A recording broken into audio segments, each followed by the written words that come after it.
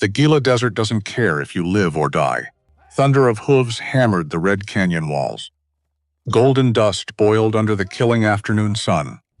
The gorge narrowed ahead into a black slot like a trap that had already made up its mind. Any man with sense left would have spurred hard into that darkness and prayed for a way out. But the rider on the brown mare did not. He drew rein slowly, turned to face them, shoulders square, eyes empty. A man who had already buried everything worth keeping and now sat waiting for the desert to collect its final debt. 14 outlaws rounded the bend, guns flashing.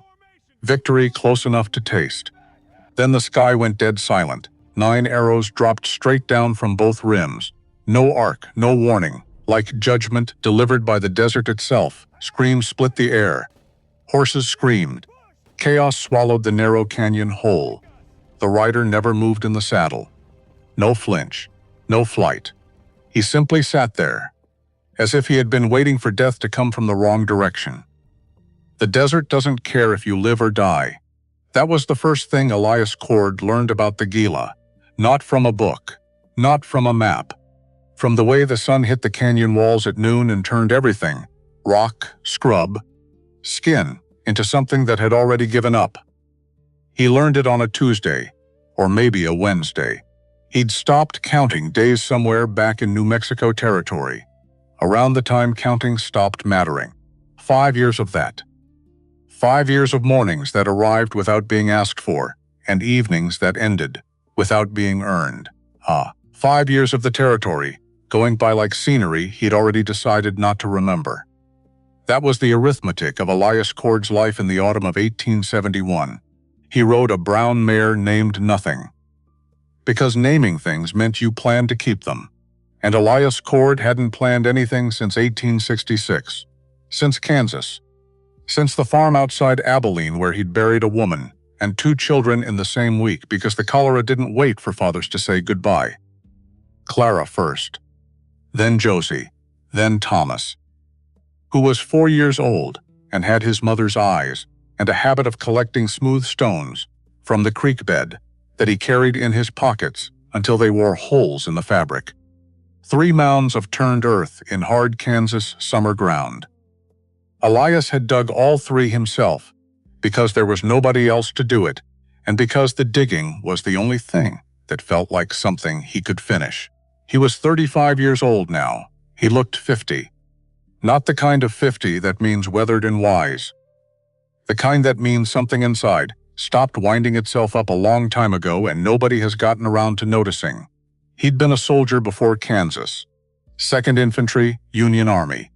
4 years of the war, which meant 4 years of learning things about human beings that you spent the rest of your life trying to unlearn. He'd been a decent soldier, not exceptional. He didn't have the particular temperament that makes exceptional soldiers. That ability to care deeply about winning, while not caring too much about the individual cost of it. He cared too much about the individual cost. It made him careful and slow, and occasionally, when the moment required, fast and reckless, a liability. But he'd come home alive when plenty of better men hadn't. He'd married Clara. He'd started a farm.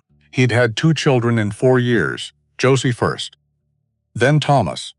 And for maybe 18 months, he had managed to believe that the war was something that happened to a different version of himself, and that version had stayed there in Virginia and Tennessee and Missouri. And this version was here, in Kansas, with good topsoil and a wife who was patient with him in the particular knowing way of a woman who understands her husband better than he understands himself. And then the cholera came through in the August heat of 1866 and took 3 of the 4 people on that farm in 11 days and left 1 behind, which felt less like survival and more like a clerical error. He tried to stay, sold the farm, moved to Abilene, tried to be a man with a trade and a room and a reason to wake up. Lasted 9 months before the room felt like a box and the trade felt like pretending. And he started moving west the way men move west in the territory, not toward anything. Just away, 5 years of away, New Mexico territory, then west along the Gila, Silver City, where he'd been working the edge of a mining operation and staying out of trouble until the Decker card game, which he hadn't started and hadn't tried to win, but which had nonetheless ended with 2 dead men. And 14 others who had decided the matter of Elias Cord was unfinished. And here was the math of it. 14 men behind him, 11 rounds in his coat, and a canyon ahead that wasn't going to be anyone's solution to anything. 14 men were behind him. He knew because he'd counted. The way you count things that don't matter anymore. Automatic, distant, like watching someone else's problem from across a field. The Decker gang. 16 men originally. He'd taken 2 in a card dispute outside Silver City that he hadn't started and hadn't tried to win. The other 14 had followed him north into the Gila Canyon for 3 days with the patience of hungry things, waiting for the walls to close. The walls were closing now. The canyon narrowed ahead into a slot of red stone barely wide enough for a horse. Shadow pooled at the bottom, cool and dark and conclusive. Behind him, hoofbeats, dust, the particular sound of men who have decided something and are now simply arriving at it. Elias stopped. He didn't spur the mare forward into the slot. He didn't look for a side trail. He didn't count his ammunition. He had 11 rounds and he knew it without counting. The way you know the weight of a thing you carry everywhere. He turned the mare around to face the canyon mouth, slow, like a man at the end of a long day turning toward his porch. Because here is the thing about Elias Cord that the Decker gang didn't know, that nobody knew, that Elias himself hadn't said out loud even in the privacy of his own skull, because saying it made it real, and real things had weight, and he was tired of weight. He wasn't trying to escape. He was trying to find a reason not to. He sat in that canyon mouth on a horse with no name and waited. 11 rounds, 14 men. The math was simple and the math said, this is where it ends. And some part of him, the part that had been running the numbers for 5 years, was almost relieved. Almost. The Decker riders came around the bend, spread wide, dust rising gold in the afternoon light. Their leader, a man called Decker, which was unimaginative but efficient, raised one hand and the column slowed. He looked at Elias sitting sideways in the saddle like a man waiting for a stagecoach. Decker squinted. You stopped, he said. I did, Elias said. Most men run. Most men have somewhere to be.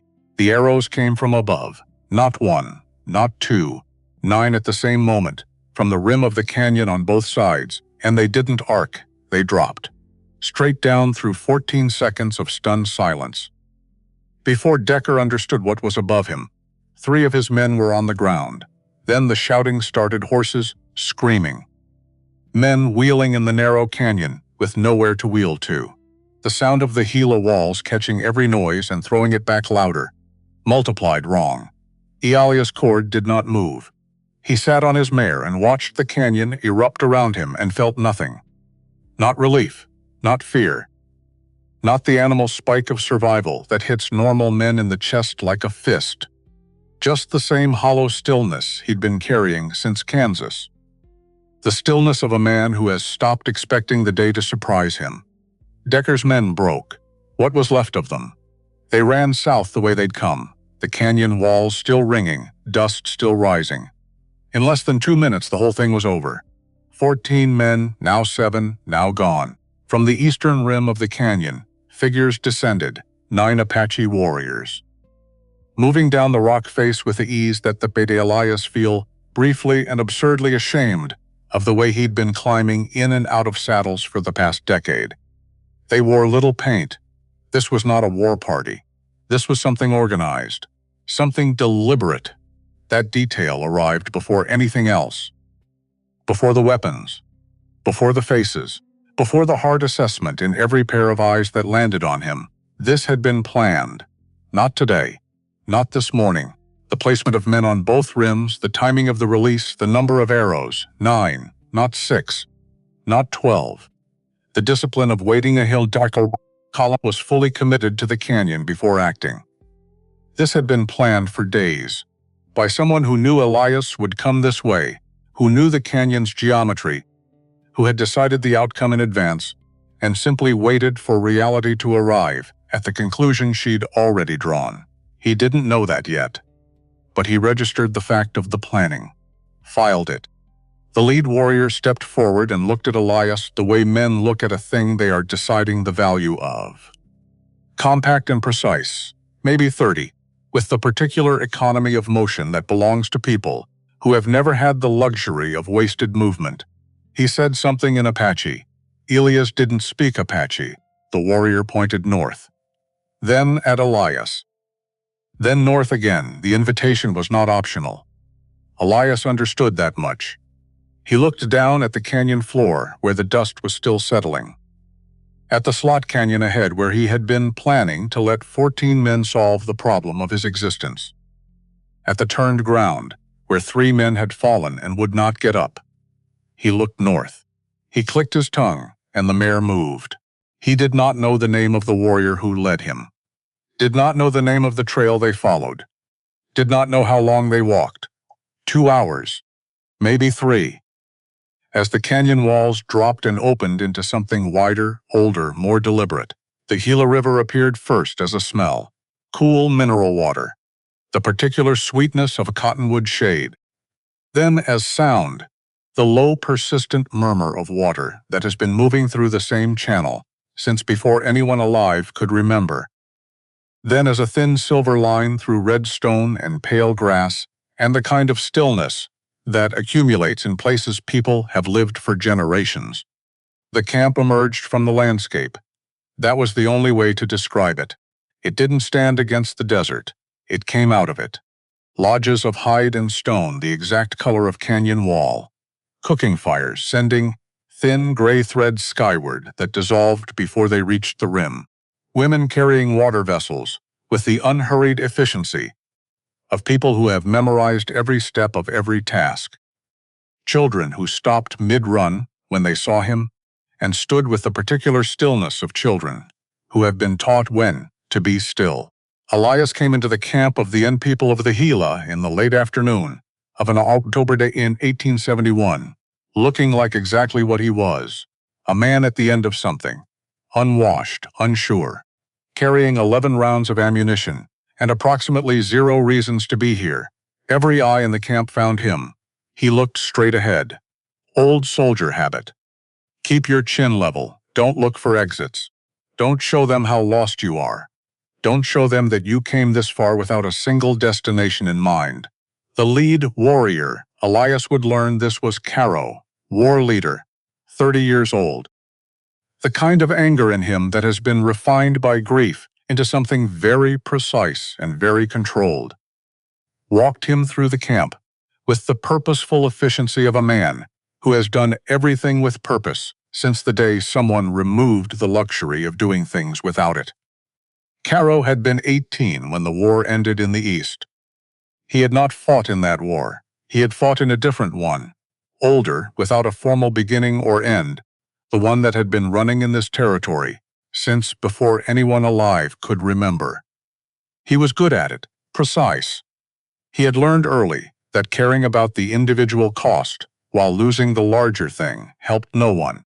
What Caro had instead was a ledger, an exact accounting of what had been taken and what was owed and what could and could not be forgiven. He didn't show it. It wasn't in his face or his posture, but it was in the quality of his attention, the way a man pays attention when he is always, on some level, deciding whether the person in front of him belongs in the debt column or the other one.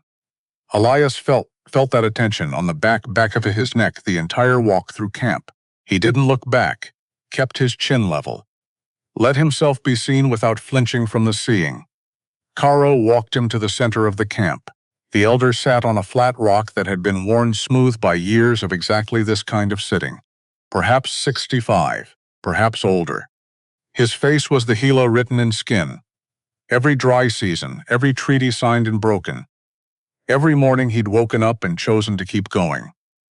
White hair pulled back. Eyes that were doing several things at once. This was Chato. Elias would learn the name later.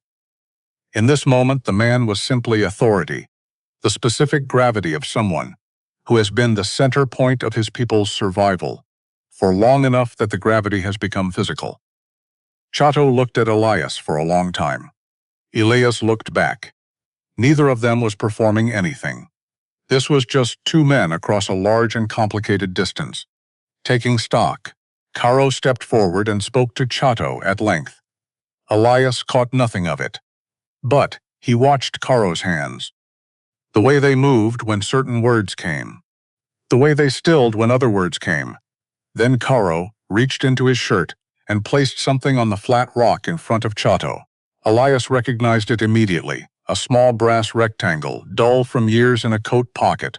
Union Army, 2nd Infantry his regiment. He'd mustered out in 1865 and carried the badge ever since, because old habits make bad anchors, and he'd never thought to throw it away. Caro looked at Elias, not angry. Not yet. But the look of a man filing information, building a case, waiting for the right moment to read the verdict. Chato picked up the badge, turned it once, set it down, and said something to Caro that made Caro step back. One step. Deliberate. Elias understood the architecture of that exchange even without the language. The elder had said, "Not yet." Not yet was better than the alternative. She was at the edge of the firelight. I almost missed her. Because she wasn't doing anything designed to be seen. She was translating, speaking quietly to a Mexican trader who stood with his hat in his hands at the far side of the gathering, the particular body language of a man who has delivered bad news and is waiting to find out the consequences. She spoke English to the trader. Then Apache back to someone standing behind her. Then Spanish, fluid, natural, without any of the careful construction of a person translating word by word. Back to the trader when he responded, 3 languages in the space of 30 seconds. Like breathing, she was perhaps 22, tall. Black hair bound at the temples with small silver clasps that caught the firelight, the way water catches firelight. Not dramatically, just quietly, there. She wore a deerskin dress, worked with small turquoise beads along the collar. Practical, not decorated for ceremony. Just the ordinary working dress of a woman in the middle of her ordinary working day. Her face was the thing, not beautiful in the way that announces itself. Beautiful in the way that takes a few seconds to fully arrive. The way a piece of music takes a few bars before you understand what it's doing. But it wasn't the beauty that made Elias watch her, it was her eyes. Dark and steady and doing something that very few people's eyes ever do. Watching the trader without watching him. Hearing the words while listening for everything between the words. Processing 3 separate streams of information simultaneously while her face gave away none of it. She was not interpreting. She was interrogating, gently, completely, invisibly. And then, just for a fraction of a second, her eyes moved to Elias. He'd been watching her for maybe 90 seconds. She'd been aware of him for all of it. He could see that now. The way you can see the architecture of a trap after you've already stepped into it. She looked at him the way you look at a text you need to understand before you can use it. Then she went back to the trader. This was Saya. Elias didn't know that yet. But something in his chest shifted. Small, cold. The way a stone shifts in a frozen river, testing the ice beneath it. The ice held. Nothing moved. But something had registered, and registering was more than he'd done in a long time. Chato spoke that night before the fire. The whole camp gathered. Elias sat to the side, outside the circle but not far outside. Close enough to be included in something. Far enough that nobody had to claim him yet. The elder's voice was low and even and moved through the gathered people the way the river moved through the canyon. Not forcing, not rushing, finding the path that had always been there. Elias couldn't follow the words, but he followed the faces, the older women, listening with the patience of people who have sat through many such nights. The younger warriors, some attentive, some restless. Caro, standing at the edge of the firelight, arms crossed, face closed. The children pressed against their mother's us, and beside Chato, she'd moved there while Elias wasn't watching. Saya, sitting straight, listening in a specific way, not the way you listen to something new. The way you listen to something you already know, but need to hear said in the right way before you can move the next piece. Then Chato said something, and the cadence changed, and several faces turned toward Elias. He kept his eyes on the elder. Old soldier habit. When you don't know what's coming, look at the person with the most authority and don't look away. Chato looked at him for a long moment. Then he said in English, halting, shaped by a tongue that had learned it late and hard, words that Elias would spend a long time afterward deciding what to do with. You fight with my sons. You bleed with them. The spirit saw. A pause. Not for effect. For accuracy. You are not enemy. Another pause. You are gift. Elias opened his mouth. Closed it, because what do you say to that?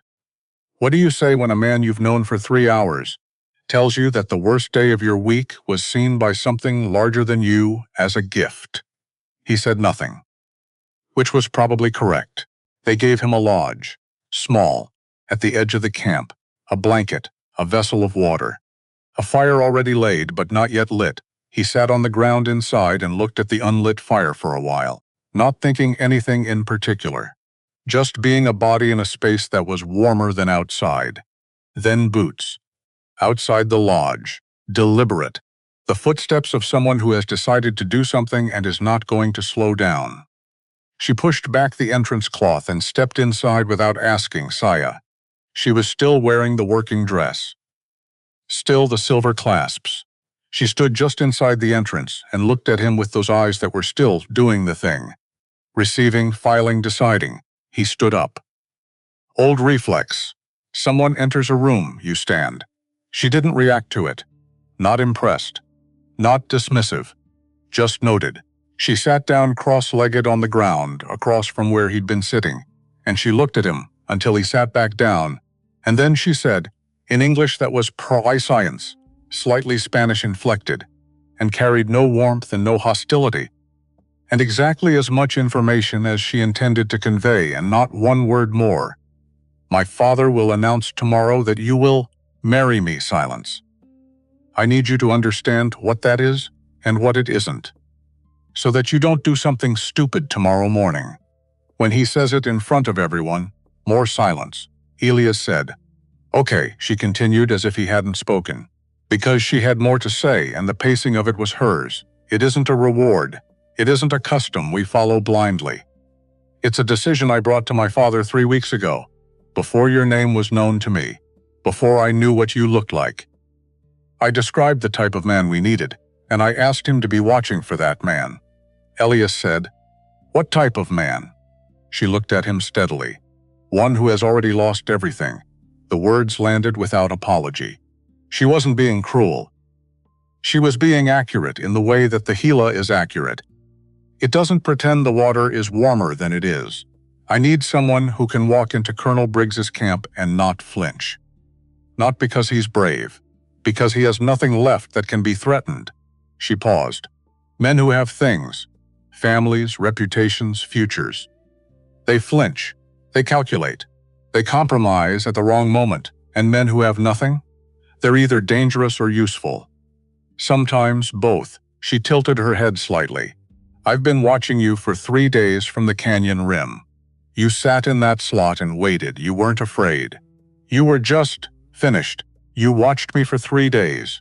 Yes. And then you sent 9 men to save my life. Yes. Why not let Decker finish it? If I was already finished. Because finished isn't the same as useless.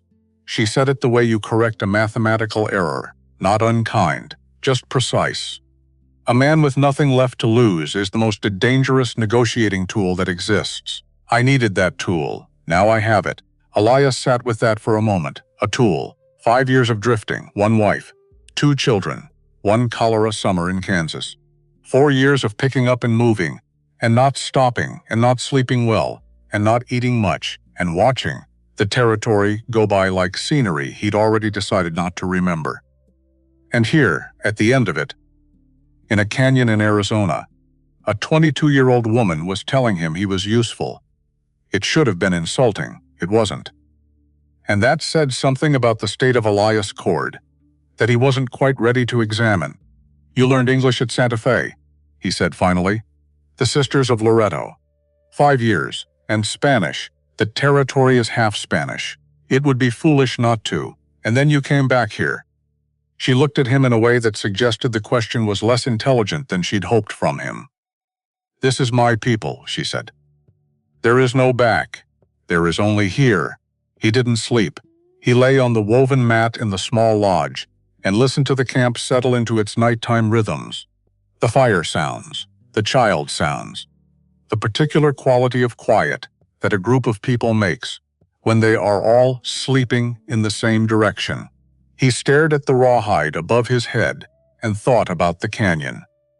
About the moment he'd turned the mare around to face 14 men. About what he'd been waiting for in that moment. But Fenson, that was the ugly truth of it. He'd been sitting in that canyon asking 14 strangers to give him permission to stop. And instead he got 9 arrows from a ridge, and a woman who called him a tool, and an elder who called him a gift. He didn't know what to do with any of it. He hadn't been given anything in 5 years. Not even grief in the clean sense. Grief requires believing the world owes you more, and Elias had stopped believing the world owed him anything. Around the time he finished digging the 3rd grave, he reached into his coat pocket. Felt for the Union Army badge, gone. Caro had it. He lay with his hand in his empty pocket and felt the shape of the absence. Not just the badge. The whole long chain of absences that had brought him to this canyon, this lodge, this particular ceiling, Clara, Josie, Thomas with his smooth stones from the creek. He hadn't thought there. Names in order like that for a long time. He'd been letting them arrive separately, unexpectedly. Never all 3 at once, because all 3 at once had a weight he couldn't stand upright under, but here, in this lodge in the Gila, with the camp breathing around him and a woman's practical voice still in his ears, he thought all 3 names, one after another. Let the weight arrive held it. It didn't kill him. He'd always been slightly surprised by that. The discovery, repeated each time, that you could hold the worst thing and remain standing. Or in this case, lying down. Remaining was the operative word. He was still here. The thing the woman had said, finished isn't the same as useless, was doing something in his mind that he couldn't quite resolve. Because he'd been operating under the assumption that they were equivalent. That finishing and uselessness were the same country, the same address, the same destination. He'd arrived there in Kansas in 1866, and he'd been living at that address ever since, and she'd drawn a line between them in one sentence. Not with kindness, not with sentiment. With the brisk precision of a woman correcting an error in a ledger. The way you'd say, "This column belongs over here, not there." He wasn't sure what to do with that either. But he noticed it. And noticing was more than he'd done in a long time. He closed his eyes. The fire outside his lodge made small sounds. The river somewhere south of him made larger ones. Above the canyon rim the stars were doing what stars did, which was exist without comment. Morning would come. And with it, whatever morning brought. Morning came loud, not violent loud, just full. The camp was up before the sun finished deciding to rise. Grinding stones, cooking fires. The low, efficient murmur of people moving through tasks they had performed 10,000 times without ever making them automatic. Because automatic meant careless, and careless in the Gila meant dead. A woman Elias didn't know had left a vessel of water and something wrapped in corn husk outside his lodge. He ate without knowing what it was. Warm and slightly sweet in tasting, like something that took work to make. He noticed that the gathering happened at mid-morning. The whole camp came together with a different quality of attention than the night before. More formal. The kind of formal that has nothing to do with clothes or posture and everything to do with the weight. Everyone in the circle assigns to what is about to happen. Chato stood at the center. Caro to his left. 3 elder women to his right, and Saya. Behind Chato, present without foregrounding herself. Visible only if you were looking for the thing that was organizing everything else, Chato spoke at length. Then he said, in English, not for Elias's benefit exactly, but to make it official in both languages. This man stood. He bled. The spirit saw him with my sons. A pause. He is bound now to this valley. He will take my daughter. Murmur through the circle. Not shock. The camp had known something was coming. But the reality of the announcement moving through people, the way a stone moves through water, Caro's face didn't change. That was more telling than anything. Elias stood at the edge of the circle and kept his face level. Don't do anything stupid, don't argue, don't perform. He looked at Chato and gave a single nod. The kind of nod that means, I have received the information. Not, I agree, not I'm happy about this, just, received. The Chato received the nod, with the dignity of a man who has made a decision he believes in and doesn't need the other party to celebrate it. And then, from behind Chato, stepping forward into the circle, Saya. She stood in the morning light, and the turquoise beads on her collar caught it, and the silver at her temples caught it. And nothing about her was designed to make an entrance, but everything about the entrance landed anyway. She looked at Elias, not performing for the circle, not performing for her father, just looking at him with that direct receiving gaze, like a woman checking her arithmetic before committing to the answer. Caro stepped forward. One step. His hand moved to the knife at his belt, not drawing it, just touching it. The language of a man who wants to be understood. He spoke in Apache, quick and sharp. Elias didn't need a translation. The tone was universal. You dare refuse what is given. Saya raised one hand. She didn't look at Caro when she did it. She kept her eyes on Elias. But the hand went up, and Caro stopped the way water stops at a dam. Not because the water agrees with the dam, but because the dam is down there. He is not refusing, she said in English, for the camp. He doesn't know our ways yet. Then she looked at Caro directly. He will learn. The certainty in those 3 words was not arrogance. It was math. The same way the Gila knows where it's going. The same way the sun knows what time to rise. Caro looked back at her, then at Elias. Something in his expression said, this isn't over. Not hostility exactly. Accounting. He was keeping a ledger, and the ledger was not yet balanced. He stepped back. Chato spoke again, briefly, and the gathering dissolved back into the ordinary business of the day. With that pragmatic efficiency of people who don't have time to dwell on ceremony, Elias stood at the edge of the dispersing circle and breathed. She found him at the river that afternoon. He'd gone there because horses understand water, and his mare had been patient about the whole morning.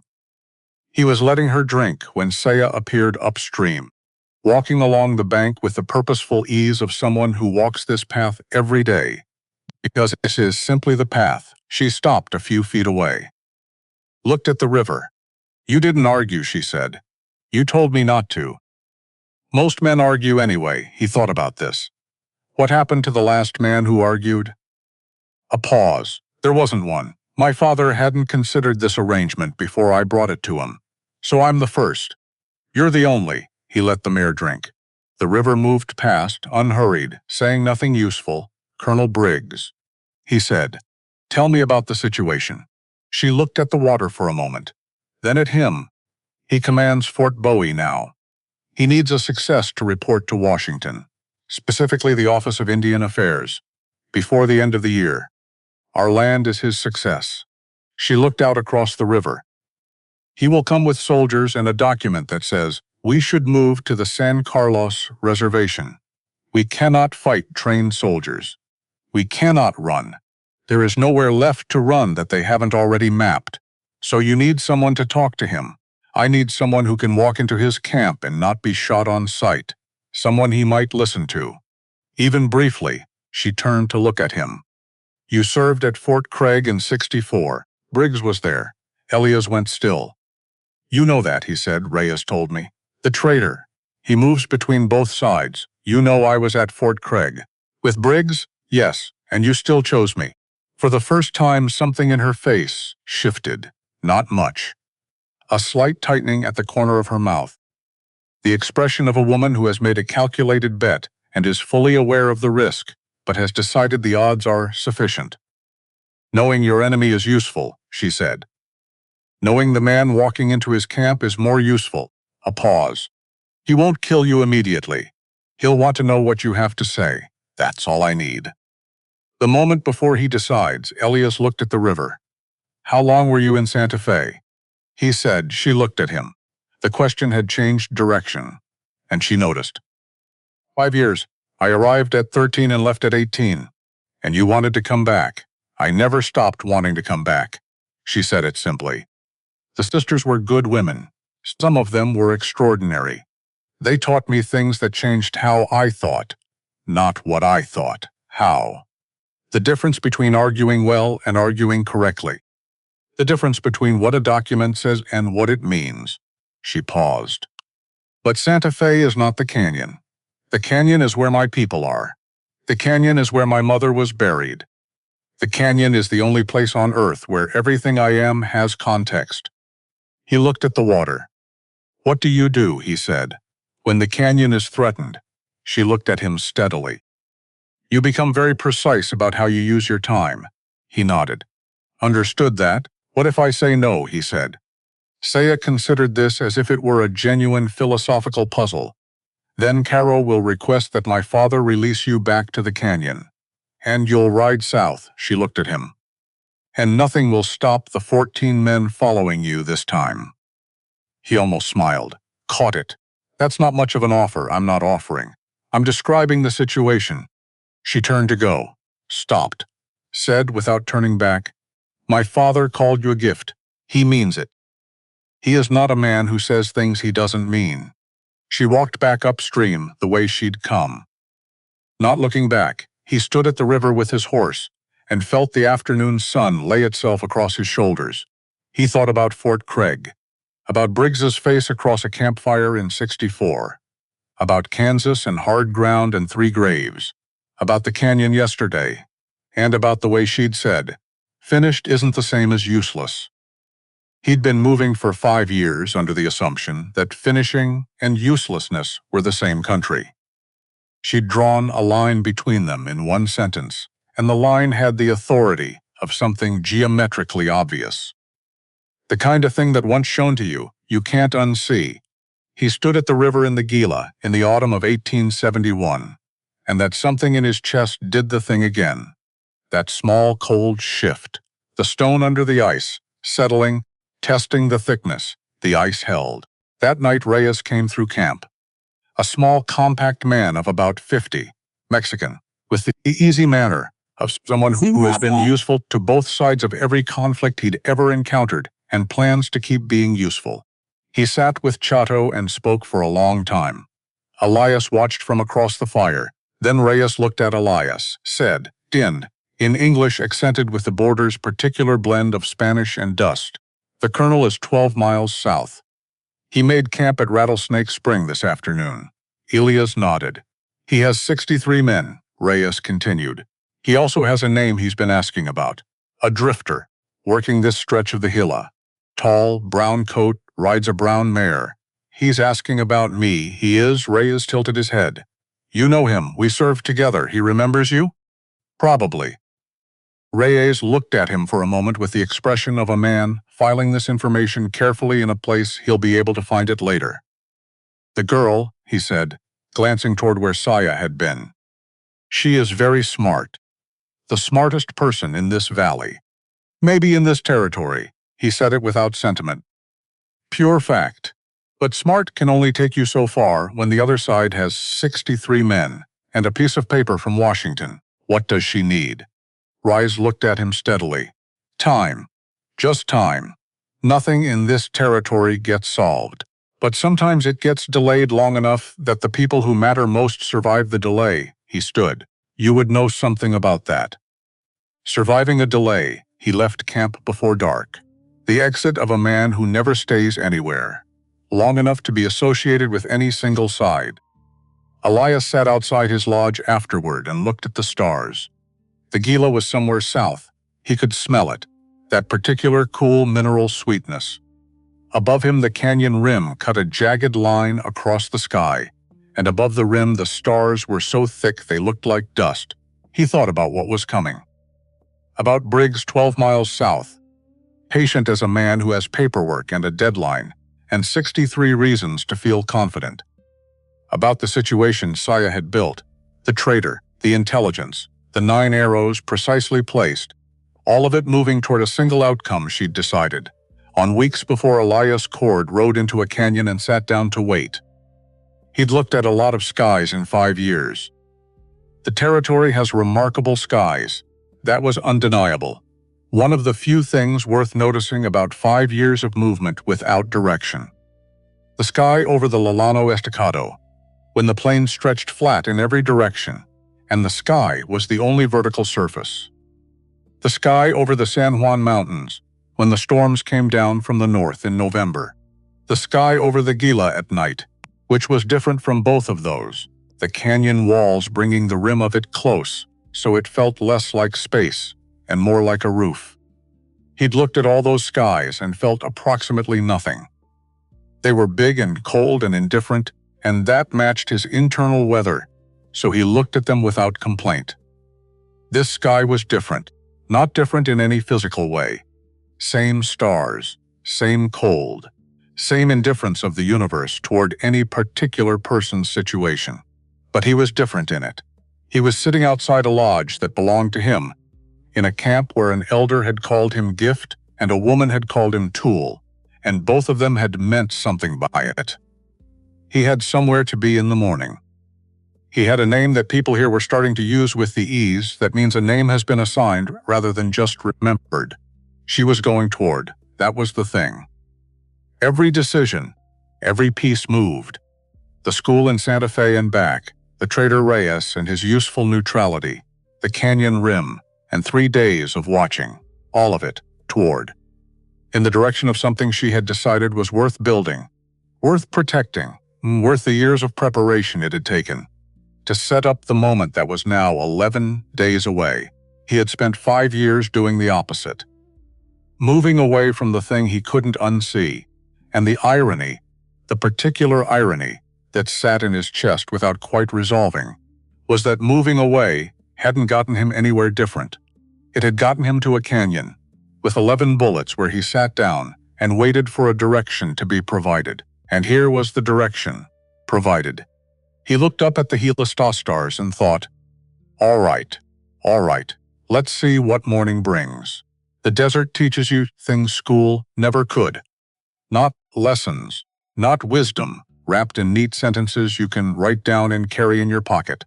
The desert teaches the way cold teaches, by making the absence of something so loud you can't ignore it anymore. Elias Cord had been in the NDA camp for 11 days before he understood what the desert was trying to tell him. It was telling him that he had been looking at the wrong things, looking at the horizon, when he should have been looking at his feet, looking at the distance when he should have been looking at what was directly in front of him. The days had a shape here. That was the first thing he noticed. Not the shapeless drift of 5 years on the trail, where one morning bled into the next without seam or reason. Here the day had architecture. Dawn brought the grinding stones, the cooking fires, the low efficient murmur of people moving through tasks they had performed 10,000 times without ever making them automatic. Because automatic meant careless, and careless, in the Gila, meant dead. Elias woke each morning and lay still for exactly 1 moment, listening to the camp come alive. The children first. Always the children, some internal clock that parents everywhere have failed to successfully reset. Then the women. Then the low, deliberate voices of men deciding the day's priorities. And then, somewhere in the middle distance, Saya. Not loud, never performing, just present in the particular way she was always present, the load-bearing wall. The thing you don't notice until you think about what would happen if it weren't there. He got up. Every morning. Which sounds simple and is not simple for a man who spent 2 years waking up and having to remind himself why. She taught him to read the desert the way you read a difficult letter. Slowly. With the understanding that the first meaning is rarely the only meaning. The second morning she took him west along the river and crouched at the edge of a dry wash and pressed 2 fingers into the sand and held them up. Damp, he'd seen dry sand. She was showing him something else. Water, she said. 6 inches down. Maybe 8. He looked at the sand. Looked exactly like every other patch of sand he'd walked across for the past 2 weeks, without a second thought. How do you know? Color. Texture. The way it sits. She stood, brushed her fingers on her dress. And those. She pointed at a line of plants along the wash edge. Small. Pale green. Stubborn. They only grow where roots can reach water, she said. You learn to look for them. Then you always know where to dig. He looked at the plants, looked at the sand, looked at the plants again. I've walked past 100 of those, he said. I know, she said, and walked on, not cruel, not smug, just accurate. The way the desert is accurate. He followed her and started looking at the ground differently. She showed him other things over the days that followed. How to read animal tracks, not just for species, but for time and urgency. A deer moving in an unhurried arc meant safety in the area. A deer moving in a straight line meant something behind it. How to identify which canyon hedge held which hour. Making them usable as cover or as traps, depending on who was doing the using. How to listen to the silence in a canyon the way you listen to a room before you enter it. The particular quality of silence that means the room is occupied and waiting, versus the silence that means it's simply empty. These were not lessons in the formal sense. She didn't sit him down. She walked, and he walked beside her. And the information came in the natural way of people who are moving through a landscape together. And one of them knows it better than the other. The 5th morning, she stopped at a place along the river where the bank had been undercut by flooding, a deep overhang of earth and root. Enough shelter for several people, invisible from above. She looked at it without saying anything. He looked at it. Old hiding place, he said. Old resting place, she said. My mother brought me here. When I was small, and the world was loud, she brought me here. She said the river sounds different under the bank. She paused. A beat. It does. He looked at the undercut bank, at the way the roots hung down in a curtain, at the particular dim cool under the overhang. She died, he said. Not a question. 3 years ago. She says it with the same precision she said everything. Not flat, not performed. Just the fact, held at its actual weight, no more and no less. He nodded. They stood there for a moment, in the way people stand at a place that belongs to someone who is gone. Then she turned and continued upriver. He followed her, and started looking at the ground differently, which was, he realized much later, exactly what she'd intended. He taught her things too, not grand things. Small ones.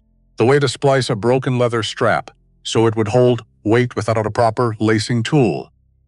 A trick he'd learned from a mule skinner in Missouri in 1863, before the war got serious, and mule skinners became less relevant than surgeons. The way to tell from hoof prints not just which direction a horse went, but how fast and how tired, and whether the rider knew where they were going. She listened to these things with the same quality of attention she gave everything. Complete. Unsentimental. The look of a person filing information for future use. But once, just once, watching him splice a piece of rain leather back together with nothing but a knife tip and 2 strands of rawhide, she said, "Where did you learn that?" Man named Cutter. He hated his name.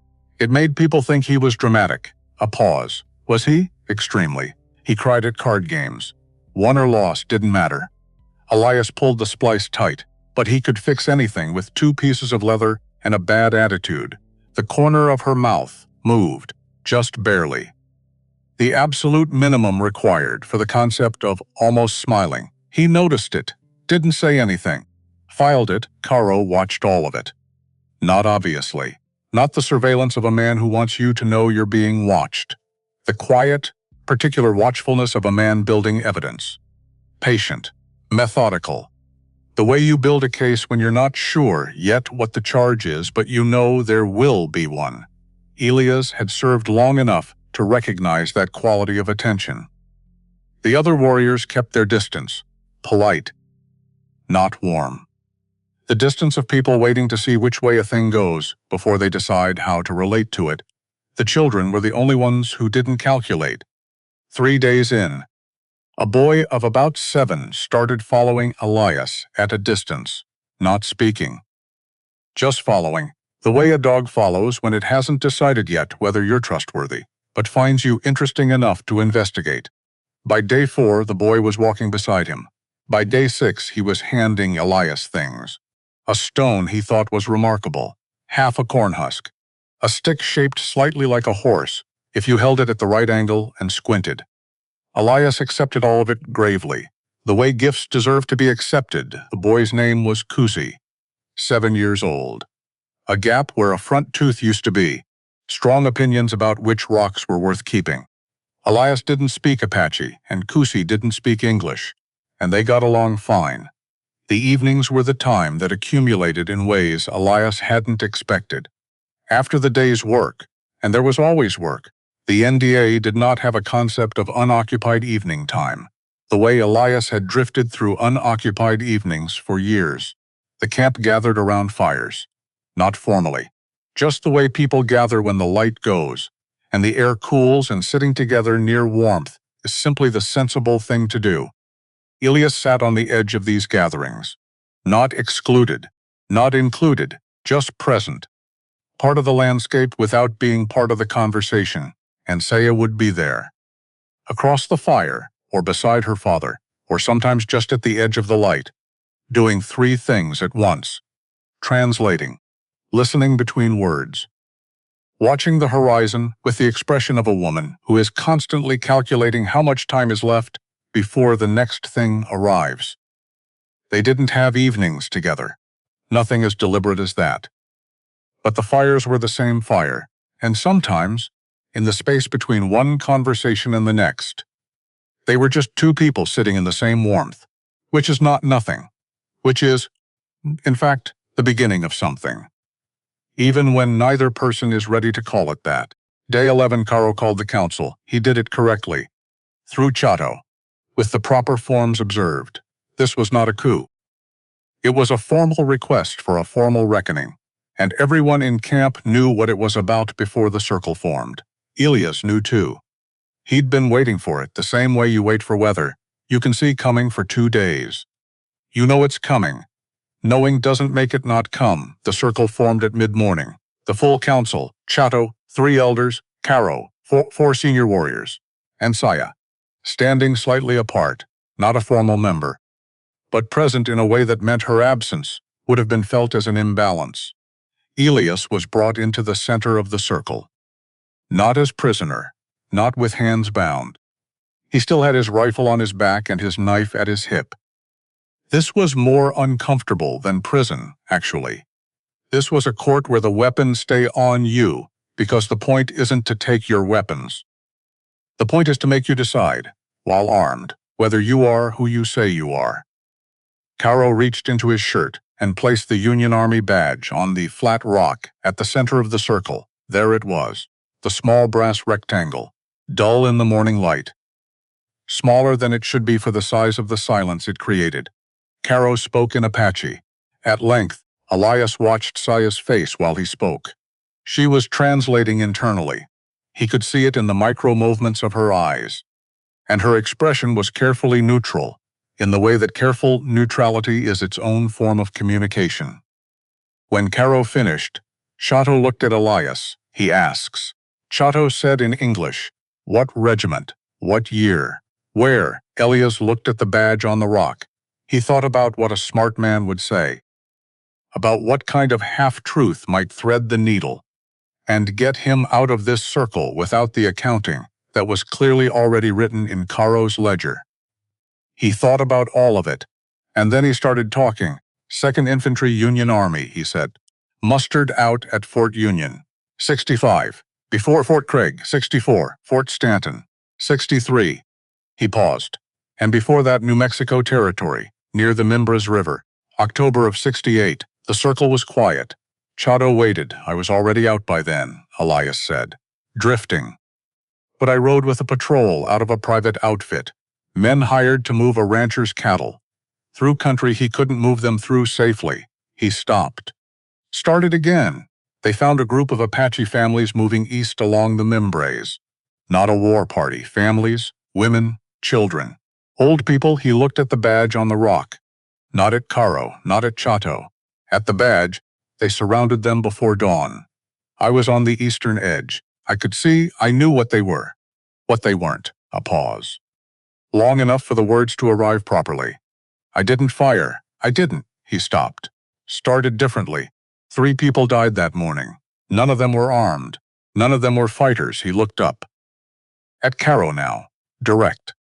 My hands didn't do it. But my feet didn't move either. I stood there and I watched and I didn't step out and say stop. The silence that followed was not comfortable. It was not meant to be. Caro looked at him for a long time. Not the face of a man receiving a verdict. The face of a man who already knew the verdict and was now simply watching the accused confirm it.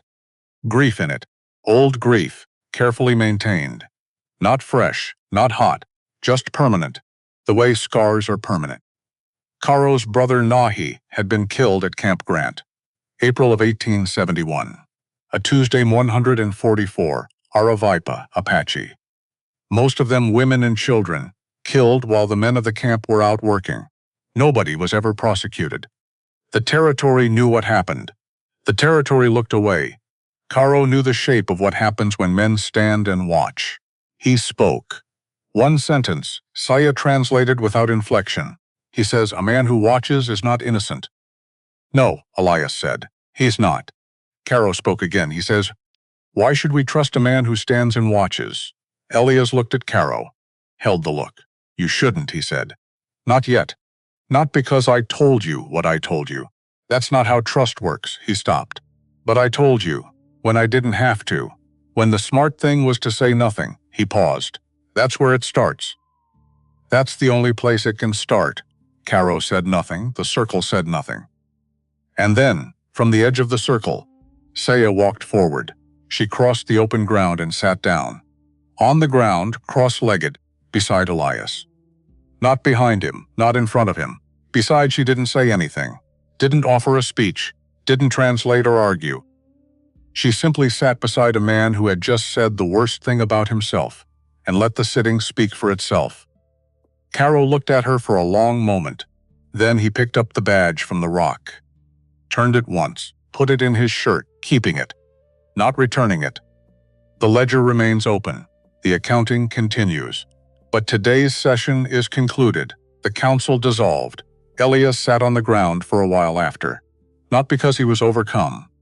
Just because the ground was solid. And he needed solid for a moment. Saya sat beside him for maybe 2 minutes.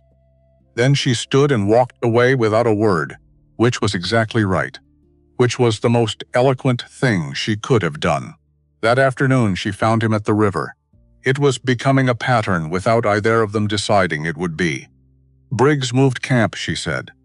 He's at Cienega Creek now. Still south of us but repositioned. She crouched at the river's edge and let her fingers trail the current. Reyes thinks Briggs received a courier from Fort Bowie. 7 more men arrived. He's at 70 now. Elias sat on a rock above the bank. What's he waiting for? Orders from Fort Lowell. There's a rider expected within the week. One who will either give Briggs authority to negotiate or authority only to relocate. She looked at the water. There's a difference. Negotiate means both sides have standing. Relocate means only one side does. And if the orders say relocate, then we're out of time. He nodded. So we need to move before the rider arrives, he said. Yes, 5 days. Maybe 6. She looked at the water. Tell me about Briggs. You know him. You served with him? Elias thought about Harlan Briggs, Fort Craig. 64. That particular winter, when the Rio Grande froze and the supply wagons stopped coming. And 40 men sat in a fort eating reduced rations and developing strong opinions about each other. He's not cruel, Elias said finally. That matters. Men who are cruel by nature are predictable. They'll always choose the cruelest option. Briggs doesn't choose cruelty, a pause. He chooses his career, which is sometimes worse, because he can justify it to himself. She looked up from the water. He has a family, she asked. wife in Boston. 3 children as of 64. And he wants to go home to them. Everyone wants to go home. Then that's what we use, she said. Not his conscience, not his decency. His desire to finish this and go home and be done with a territory that has given him nothing but difficulty.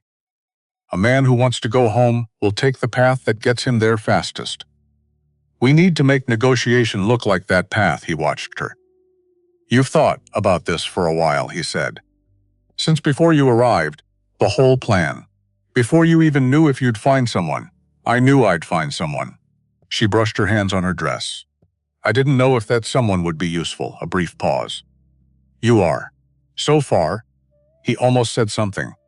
Caught it. She started to walk back toward camp. Saya. She stopped. Didn't turn this morning, he said. At the council. You didn't have to sit down. A pause. Long enough that he thought she wasn't going to answer. Then, I know. And she walked on. 2 days later, Reyes came with different news. His face when he arrived was the face of a man carrying something heavier than usual. The face of a neutral party who has discovered that neutrality has a cost. Briggs had not waited for the rider from Fort Lowell. He'd moved east into the canyon approach, directly toward the camp.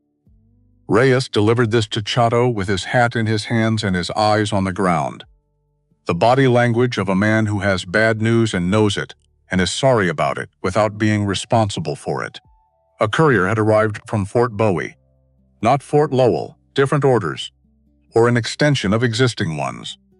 Either way, Briggs had decided to stop positioning and start moving. The camp changed in 1 hour, not panic.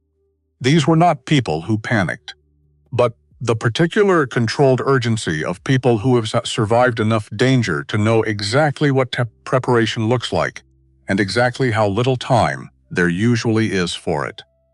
Women moved the children toward the inner lodges. Warriors gathered weapons without being told to.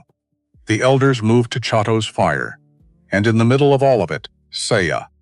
Moving faster than Elias had seen her move before, from one point to another, touching each piece of the situation, checking. He'd seen that quality of motion before, not in people. In structures when they start to bear more weight than they were built for. The way a good frame flexes without breaking. The way you can see the load in it. The War Council formed that evening. Caro argued for action. Strike before they could be surrounded. Use the canyon approach against the soldiers the same way it had been used against Decker. High ground, first mover advantage, controlled chaos. Half the council agreed. The nodding, the hands moving in the gesture Elias had learned meant, yes, this now. Chato sat, silent. His staff across his knees, Saya spoke, brief and precise. The Indech would take losses, serious losses. Every warrior lost was a permanent subtraction from a population that was already. She stopped, chose a different word, already reduced. Caro interrupted. Sharp and short, she let him finish. Then, I know, just that. 2 words. Caro said something else. Reyes murmured. He says the white man has sat here for 11 days and done nothing. He says the time for talking is past. Saya looked at Elias across the fire. For the first time, the very first time, she looked uncertain. Not afraid, not lost. Just at the edge of the plan. The place where the plan she'd constructed so carefully met the reality. That reality never fully cooperates with plans. Elias said, "Let me go." The council went quiet, not as a fighter. Not to warn them off. Let me go look at the situation, what he has, how he's positioned, what he's waiting for. Caro said something sharp. He says you'll run, Reyes translated. Elias looked at Caro directly. I know you think that. I'd think that too. He paused. But you saved my life 11 days ago. I don't know all the reasons you did that, but I know I'm still breathing because of something this camp decided. And I don't leave debts. Caro stared at him, didn't argue, didn't agree, which was more progress than it sounded like. Chato spoke. 1 sentence. Final Rise said, he says go, come back with what you see. Then we decide. The preparation happened fast. Before dawn the next morning, Saya came to his lodge while it was still dark. She carried ash and red clay and a piece of torn canvas. She set them down and looked at him in the pre-dawn gray. "Sit," she said. He sat. She worked quickly. No wasted motion, rubbing ash into the fabric of his shirt until it looked like a man who'd been dragged. Red clay on his forearms, bruise-colored at the right angles. She used the knife to fray his collar, in the specific pattern of cloth that's been grabbed and pulled. He sat still and let her work, her hands moving across his shoulders to reach the back of his collar. The particular concentration in her face, 3 inches from his, while she assessed the authenticity of the damage she was creating. She cut 2 strands from his hair, uneven, at different lengths. He said, "I like that hair." She said, "You looked too deliberate." Deliberate men don't escape from captivity. She stepped back and assessed him with the expression of a woman looking at a piece of work she's not entirely satisfied with.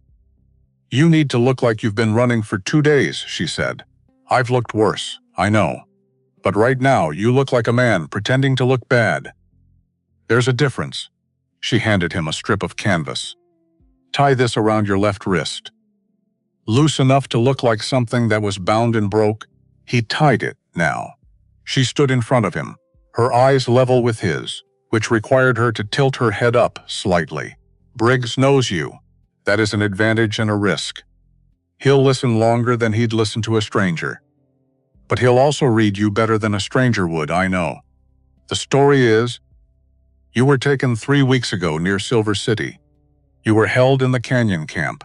You escaped 2 nights ago, when the guards were distracted by news of soldiers moving east." He nodded. "Give him enough true detail that it feels real. The canyon, the river, the cottonwoods." She paused.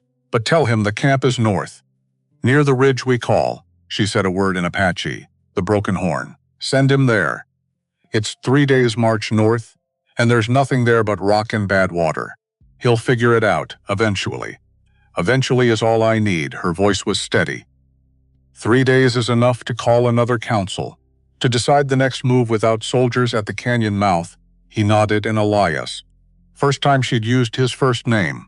Not Cord, not the white man, not the drifter, just Elias. He went very still in the way you go still when something small arrives, that is larger than it looks. "Briggs will offer you something," she said. "He'll offer you a way out. Back to his side. Back to the world you came from." She looked at him steadily. "You need to decide, before you walk into his camp, what you're going to do with that offer." "I've already decided." "You think you have, Saya? When it's standing in front of you, when it's a man you know, when it's a solid thing you can take and walk away with." She held his eyes. "Decide now." "So you don't have to decide then." He looked at her. At the silver clasps, at her temples catching the pre-dawn gray. At the steadiness in her eyes that was its own kind of weight. The kind of weight that things have when they are real, and not performing being real. "I decided in a canyon 11 days ago," he said, "when I stopped riding away." A pause. "That's not the same thing," she said. "No," he agreed, "but it's where it started." She looked at him for 3 more seconds. Then she handed him a small leather pouch. Old and soft, the leather dark with handling. "My mother's," she said. She held it before difficult things. He took it. The weight of it was wrong for its size. Too meaningful for how small it was. "What if it doesn't work?" he said. She turned to go. "Then you will not have walked alone." He walked into Briggs's camp mid-morning, stumbling in the particular way of a man who has been pushing through rough country on too little water. Not performing it, just doing it with enough conviction that the performance became the thing itself. The sentries had rifles up before he got within 100 yards. Standard.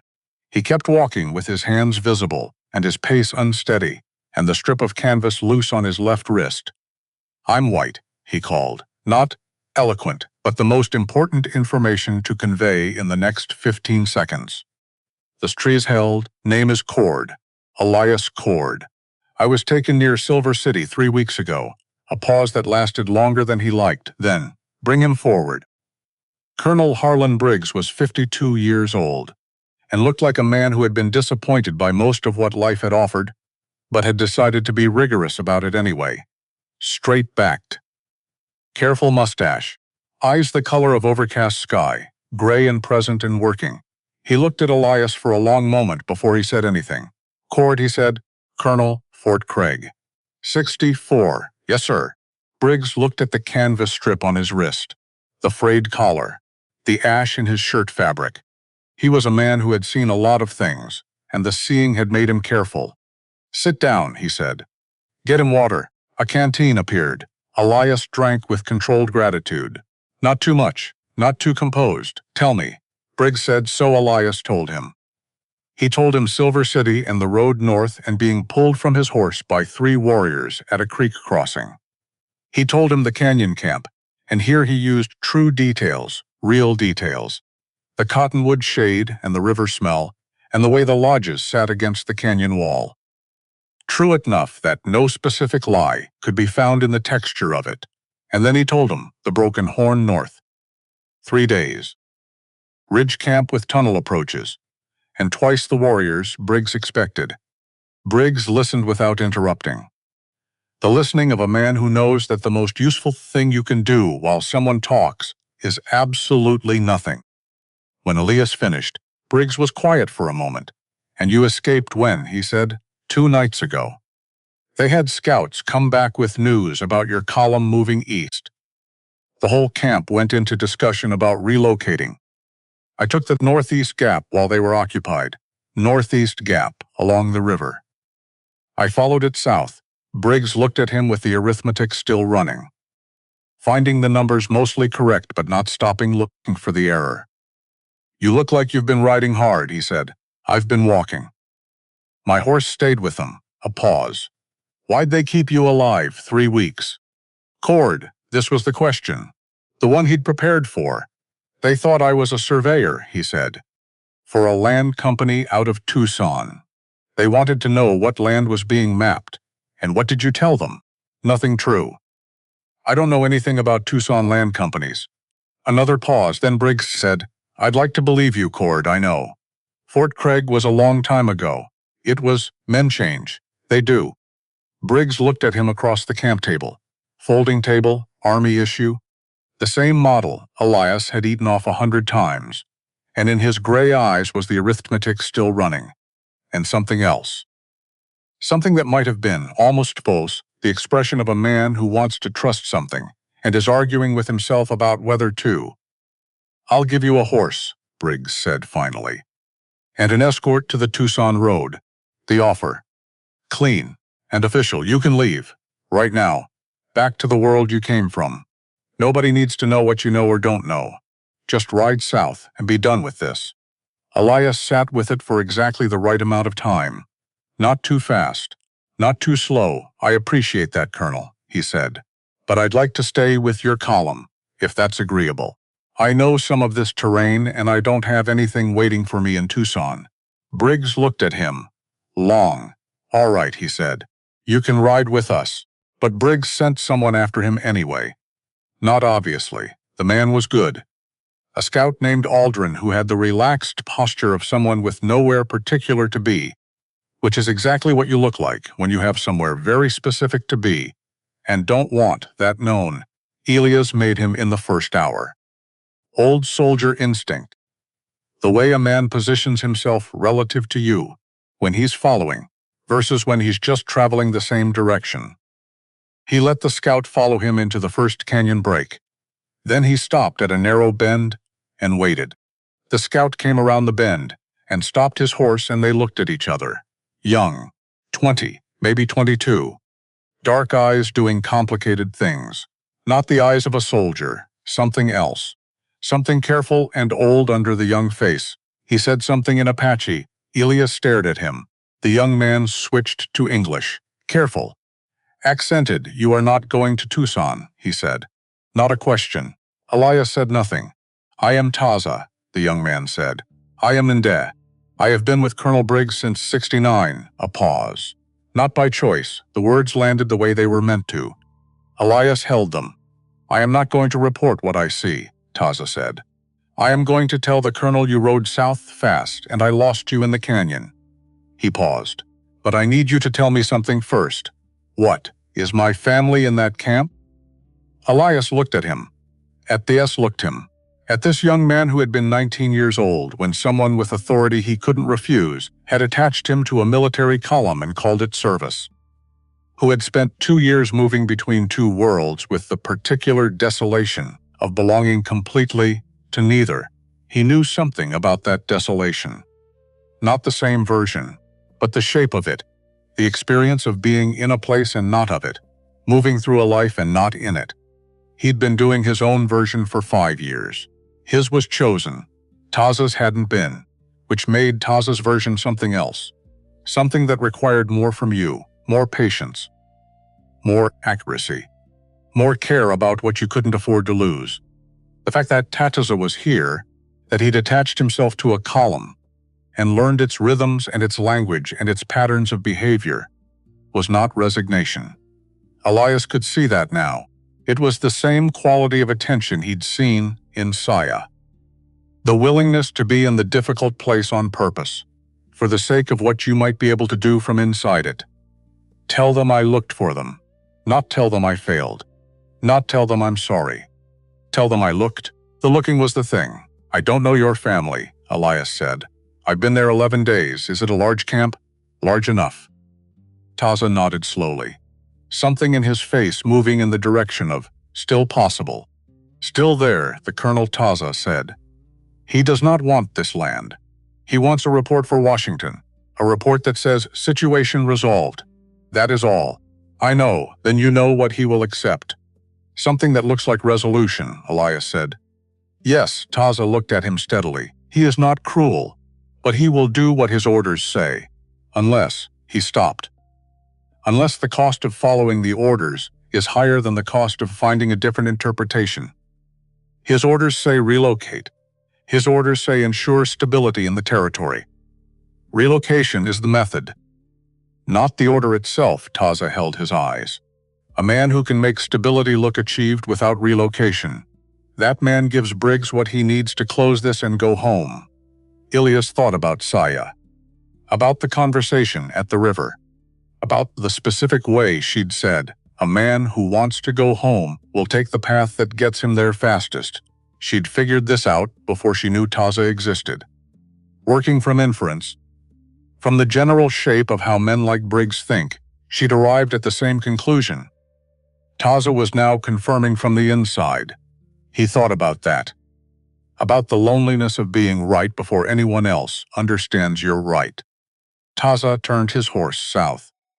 Casually, the body language of a man who has seen nothing of note and is returning to report accordingly. He stopped once, without turning. Taza looked for them, he said, and rode away. Elias got back to camp in the late afternoon. 3 hours before he'd said he would, Saya was at the camp edge when he appeared. She'd been watching the approach. He could see it in how quickly she moved toward him. Not running, but the walk of a woman who has been standing in one place a long time and is now moving with purpose. She stopped in front of him. Assessed him the way she always assessed things. Quickly. Completely. Checking for damage first. His hands, his face, his posture. And only after confirming the physical was intact, moving to the informational. You came back early, she said. I had what I needed. And Briggs, he'll march north. Broken horn, he'll lose 3 days. Elias paused. But he'll figure it out, Saya. Not 3 days from now. Maybe a week. He'll know the camp isn't there and he'll come back. She nodded. She'd expected this. There's something else, he told her about Taza, the young scout. The 2 years attached to a column he hadn't chosen. The question about his family. And what Taza had said about Briggs's orders. The difference between the method and the mandate. Between ensure stability and relocate. She was very still while he talked. When he finished, she was quiet for a moment, then, Taza. His mother's name is Lena. She is in this camp. Elias absorbed that. You have 7 days, she said. Maybe 8. She looked at him. I need to call a council. A different kind this time. Not to debate fighting or fleeing. To decide if we ask for words instead. And if the council says no, she looked at the horizon. At the canyon rim. At the thin line of river glinting through the cottonwoods. Then I'll go alone, she said. Not bravado. Simply the arithmetic of a woman who has been calculating this exact outcome since before Elias Cord arrived in a canyon with 11 bullets and nowhere to be. He looked at her. The pre-evening light was doing something to the silver at her temples, turning it the particular gold that happens when the Gila catches the last hour of sun. "You won't go alone," he said. She looked at him. "Because I'm apparently a tool," he said. "And you need me," that corner of her mouth. The absolute minimum. The concept of almost smiling. "Yes," she said. "That's exactly why." She turned and walked back into camp. And he stood at the edge of the canyon light and thought about a man named Taza who spent 2 years looking for his family from the wrong side of a line, who had said, "Tell them I looked for them," as if looking was the thing he needed them to know, not finding. The looking. He understood that. The looking, when finding, isn't possible. The decision to keep your face turned in the right direction, even when the right direction is giving you nothing. He thought about Reyes, about Chato, about Caro's face when he'd spoken Nahi's name in the council circle. Not the name of an argument or a grievance, but just the name, just the actual name of an actual person who had been alive and was now not. He thought about Thomas, about Smooth Creek stones. He reached into his shirt, felt the small leather pouch, his mother's, still there. He walked into camp. The council met at dawn, not because anyone called it for dawn, because nobody slept. And when nobody sleeps, dawn is simply the moment the sky admits what everyone's body already knew, that the night is over, that the next thing is here. Elias sat outside the circle. Same position as before, edge present but unclaimed. The fire at the center had burned low, and nobody added wood, because adding wood would have meant someone was planning to be here long enough for it to matter. The debate was shorter this time, not because agreement came easy, because everyone had already used up their arguments in the nights before. Caro had argued for fighting until his voice was a blade, worn thin from too much sharpening. The elders had argued for the mountain retreat, the old paths, the old hiding places, the places that had worked before the territory started filling with people who had better maps. And Saya had said the same thing. 3 different ways, in the precise, methodical manner of a woman who knows she is right and is waiting for the room to catch up. We ask for words, not blood. Chato listened to all of it, his staff across his knees, his face doing the thing it always did, receiving everything, giving back nothing, until the moment he decided to give something back. When the circle went quiet, he looked at Elias, not at Saya, not at Caro. At Elias. "You," he said, in English. Simple. Elias met his eyes. "You will speak for us." Not a question, not quite a command. The statement of a man who has looked at all the available instruments and selected the one most suited to the task. Caro made a sound, sharp, short, the sound of a man swallowing an objection because he has run out of ground to stand it on. Saya said nothing, which was her form of yes. Elias said, "Not for you. With you. There's a difference." Chato considered this, then nodded, one small nod. The nod of a man who understands the distinction and finds it acceptable. "With us then," he said. The circle started to dissolve. People moving to preparation, the quiet, efficient preparation of a people who have survived enough to know what getting ready looks like. Caro passed Elias on the way out of the circle. He didn't stop. He didn't speak, but his eyes moved to Elias's for exactly 1 second. Not warm, not hostile, something else. Something closer to, "I'm watching what you do with this," which was from Caro, the nearest thing to investment. Elias watched the camp begin to move. He thought about the word Chato had used. Gift. He'd been thinking about it for 11 days without arriving at what to do with it. You didn't argue with a gift. You didn't refuse it. You tried to be worth it, which was harder than either refusing or arguing because it required you to keep trying, even when the evidence of your worthiness was not yet in. He'd spent 5 years not trying to be worth anything. The relief of that, not trying, had been real. When you are not trying to be worth anything, you cannot fall short of it. You cannot disappoint anyone.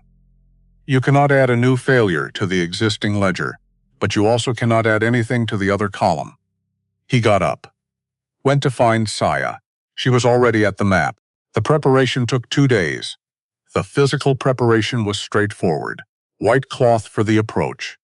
The camp's best horses for the delegation. Reyes, who had returned to camp quietly and without announcement, agreed to serve as witness and secondary interpreter. The role of a man who trusts neither side completely, but understands the value of the transaction. The other preparation took longer, the kind that happens by river banks and in the dark outside lodge entrances. The kind that consists of 2 people deciding, without ever formally deciding, what they are to each other before they walk into a situation where that question might be answered violently. The first evening, Saya came to his lodge with a piece of paper, folded. She sat across from him and unfolded it and laid it flat between them. It was a map, hand-drawn. The camp's position, the river, the canyon approaches, Briggs's last known position at Cienega Creek. Small notations in Apache along the margins. "We go in together," she said. "You speak first. English only until I judge the moment. Then I'll move to Spanish if I need to reach any of the Mexican scouts in his column. And Apache, not yet. Not until he needs to believe I'm negotiating in good faith, hearing his counterpart speak a language he can't follow. That creates doubt. We use it as a last resort." He looked at the map. "At the distances, he'll have us outnumbered," he said. "Yes. Even if Caro brings warriors to the ridge above." "Yes," she paused. "This is not a situation we win by force. You know that, I know. Then stop thinking about the guns." She tapped the map. "Think about this. What does Briggs need to walk away feeling like he got?" Elias studied the map. The narrow canyon approach that Briggs would have to funnel through. The sight lines. The geography of a meeting that had to look like a negotiation even while being one.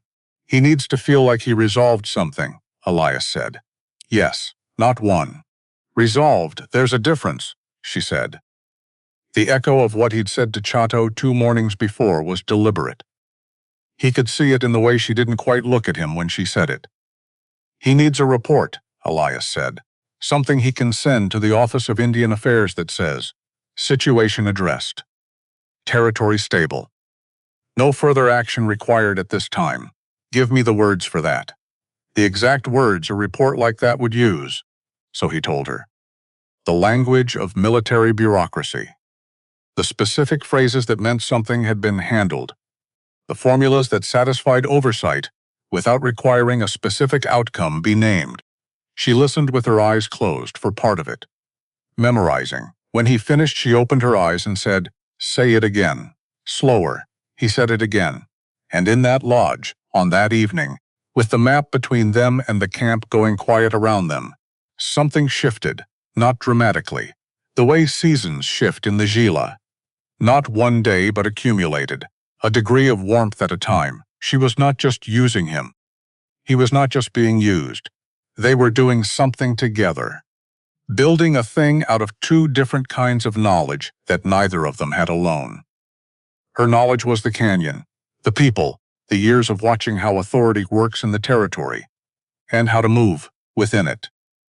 His knowledge was the language of the other side, the specific vocabulary of military reports, the formulas that satisfied oversight, the phrases that meant handled, without requiring anyone to specify what handled meant. Neither kind of knowledge was sufficient by itself. He noticed this, thought she noticed him noticing. Neither of them said anything about it. Which was correct. The second day, Caro came to find him. Not at the river.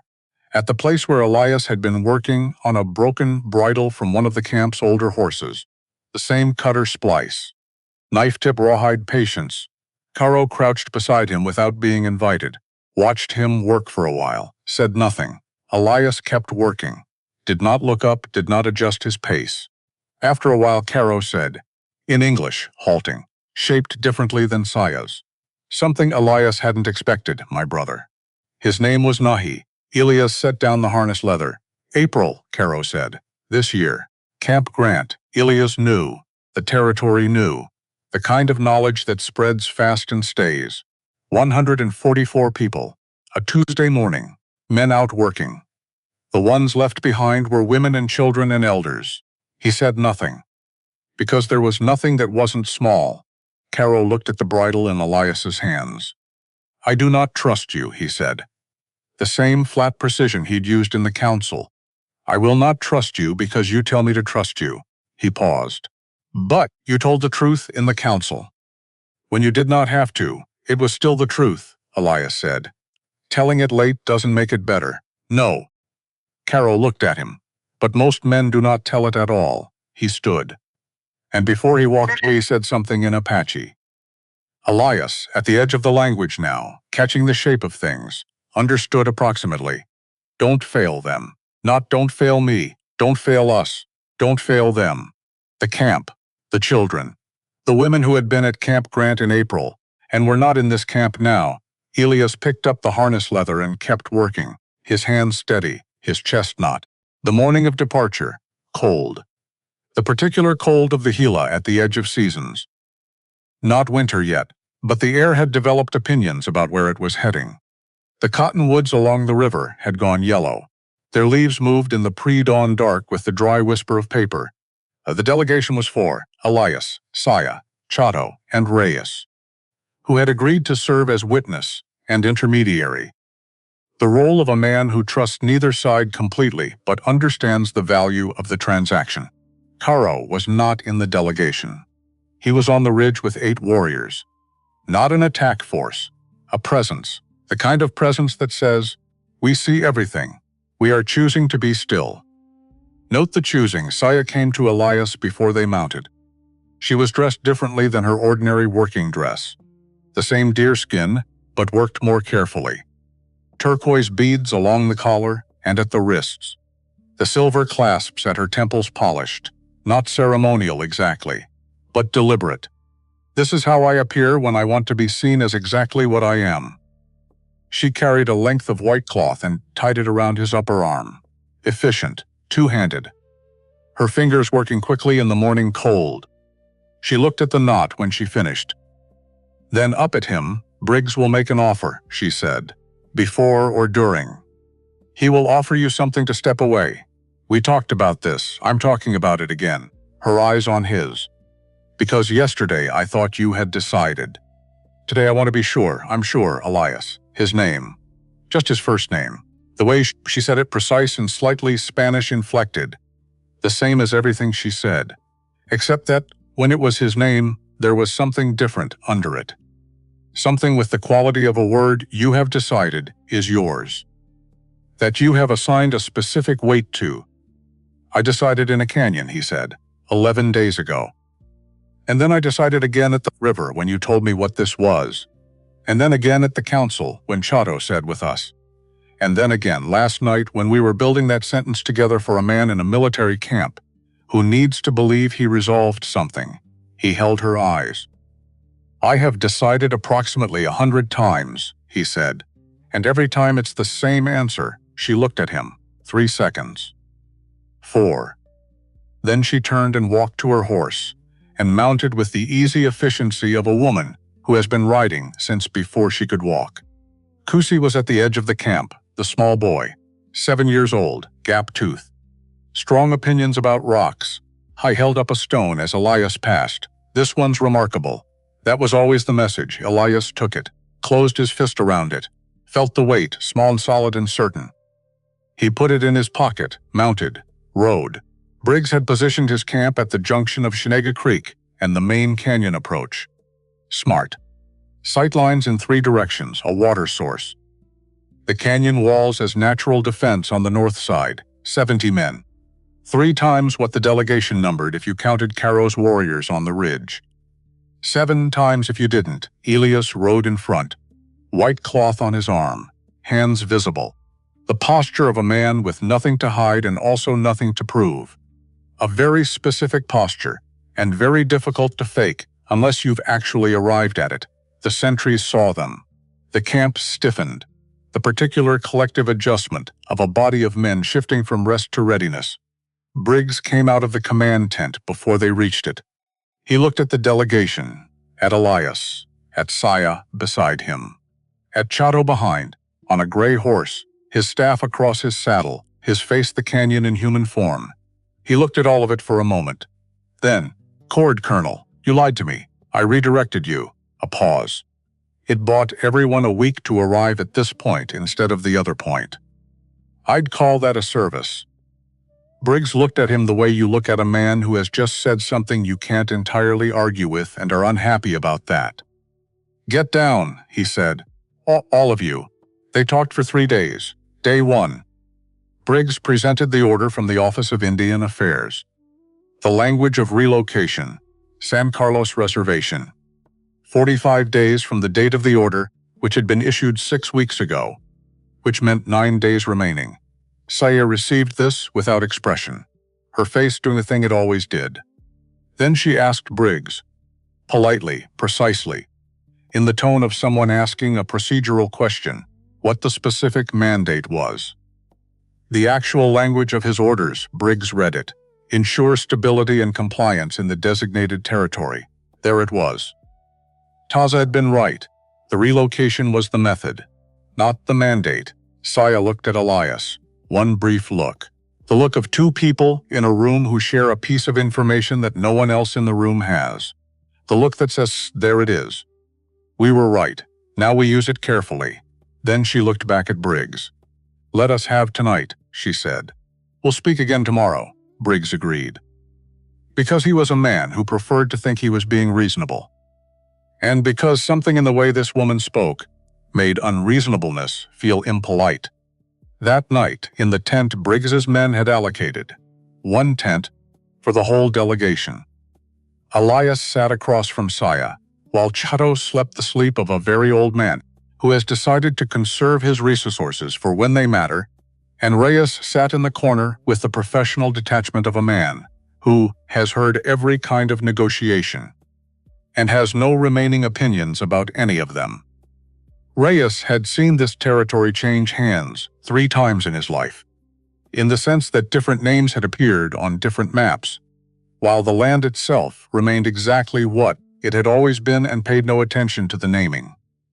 He had facilitated negotiations between parties who afterward became enemies, and between enemies who afterward became, if not friends, then people who could share a water source without incident. He had learned to sit in rooms where large things were being decided and take no position, which was harder than it looked. Taking no position required, paradoxically, caring about the outcome. If you didn't care, you left. Staying and not choosing was the harder discipline. He was staying now, in the corner, cleaning his fingernails with the methodical attention of a man who has decided that if he is present, he might as well be clean. Stability and compliance, Saya said quietly. Yes, we give him stability. We give him the language of compliance. Without the act of it, he needs something to report. Then we give him something to report. She was thinking out loud now, building one piece at a time. A framework, an agreement. The Inde will remain within the canyon system, will not raid below the river line. In exchange, he reports to Washington that the territory is stable, that the situation is in compliance with the spirit of the order. Elias paused. He'll need more than that. What? He needs a timeline. Something that makes it look like relocation is still the direction, just delayed. For good administrative reasons. A pause. Give him a report that says, voluntary transition in discussion, expected completion by spring. Spring is 6 months away. A lot can change in 6 months. She looked at him. You're asking him to lie to Washington. I'm asking him to lie to Washington, the most optimistic interpretation of a situation that currently has multiple interpretations. He paused. Which is what military reports have always done. Quiet for a moment. Then, can he live with that? That's day 2. Elias said day 2 was harder. Briggs was not a stupid man. Stupid men are easier. They take the thing you're offering because they can't see behind it. Smart men see behind it. Then you have to show them that what's behind it is worth taking anyway. Saya presented the framework, precisely. In the language Elias had given her, Briggs listened. Then he said, You're asking me to let you stay. We're asking you to report what is true, Saya said. The territory is stable. We have not raided. We have not attacked your column. We invited this meeting. You also lied about your location. We bought time to have this meeting instead of a different kind of meeting. She held his eyes. Which would you prefer to report? Briggs was quiet. The Office of Indian Affairs expects. The Office of Indian Affairs expects stability, she said. We are offering stability.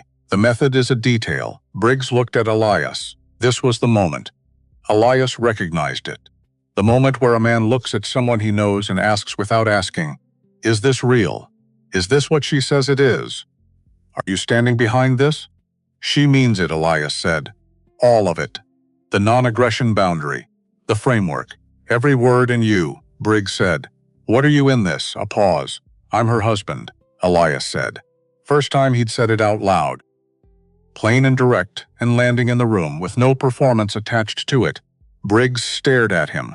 Then, not cruel, more like a man finding himself unexpectedly at the edge of something he hadn't been expecting. He said, Good God, Cord, I know. You understand what you're. I understand exactly what I am. Elias met his eyes. I'm a man who stayed. That's the whole of it. Briggs looked at him for a long moment. Then he looked at Saya, this time differently. Not the assessment of an officer looking at a negotiating counterpart. Something else. The look of a man encountering something he'd forgotten was possible. Two people deciding to hold the same ground, he said. I'll think about it tonight. That night Elias sat outside the tent in the cold and looked at the canyon rim above Briggs's camp. Somewhere up there, Caro and 8 warriors were sitting in the dark watching the same stars, not making a move. Choosing to be still, he thought about that. The choosing. How much of anything good is just choosing not to do the other thing? Choosing not to run. Choosing not to shoot. Choosing not to leave when leaving would have been so easy. Choosing to sit beside someone in a council circle when sitting there cost you something. He thought about what he'd said to Briggs. I'm her husband. He'd said it without planning to, without rehearsing it, without feeling the weight of it until after it was in the air. And Briggs was staring at him, with that expression of a man who has been surprised by something he hadn't left space for in his calculations. It was the truest thing he'd said in 5 years. Not true in the legal sense. Not true in the sense that any ceremony had occurred, or any document existed, or any of the formal machinery of truth had been engaged. True in the other sense, the older sense. The sense that means, this is the person I am staying with. This is the life I am choosing to be in. This is the ground I'm holding. He hadn't planned to stay. He'd arrived as a tool. He'd been brought here specifically because he had nothing. No family, no loyalty, no fixed address that could be leveraged against him. He was useful because he was empty. Except somewhere in 11 days in this camp he had stopped being empty. Gradually, the way the desert fills after rain, slowly through every crack into every dry place, until the dry place is no longer dry and has no memory of having been.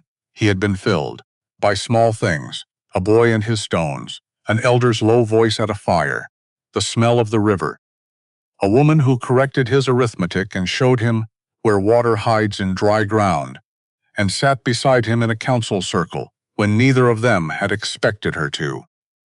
He was not the same man who had turned a horse around in a canyon and waited for permission to stop. He didn't know exactly when the change had happened. It was not a single moment. It was accumulated, a degree of warmth at a time. Saya came out of the tent and sat down beside him. Not close.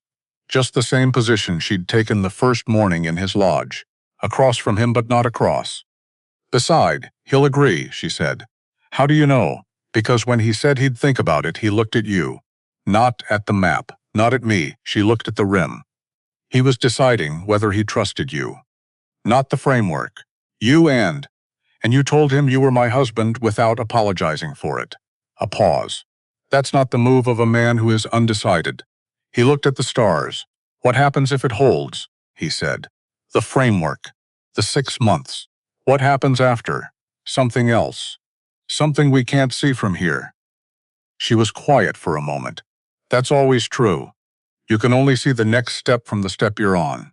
And the step after that, also from the step you're on. She looked at him. We take the next step. Then we see the one after. That's all anyone does. He sat with that. Not a comforting answer. Not a happy one.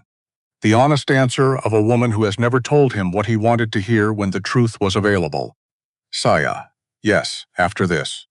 Whatever comes next, he paused. Found the words carefully, like finding footing on uncertain ground. I'm not going anywhere. She looked at him. Not the receiving look. Not the measuring look. Not the almost smile. Something quieter than all of those. The look of a woman who has been building a plan out of necessity for so long that she's almost forgotten what it feels like when something arrives that wasn't calculated. Wasn't placed there by her own hand. I know, she said 2 words. And under them, everything. She stood. Went back inside. He sat under the Gila stars and felt the cold of the canyon on his face, and thought about all the reasons he'd had, for 5 years, to not be anywhere, to not commit to anything, to keep moving so that nothing could find him and ask him to stay. And here he was, committed, having said I'm not going anywhere to a woman who hadn't needed him to say it, because she already knew, which was, he realized. Sitting in the cold outside a military camp, with a signed framework pending in the morning, which was the most terrifying and the most correct thing he'd said in 5 years.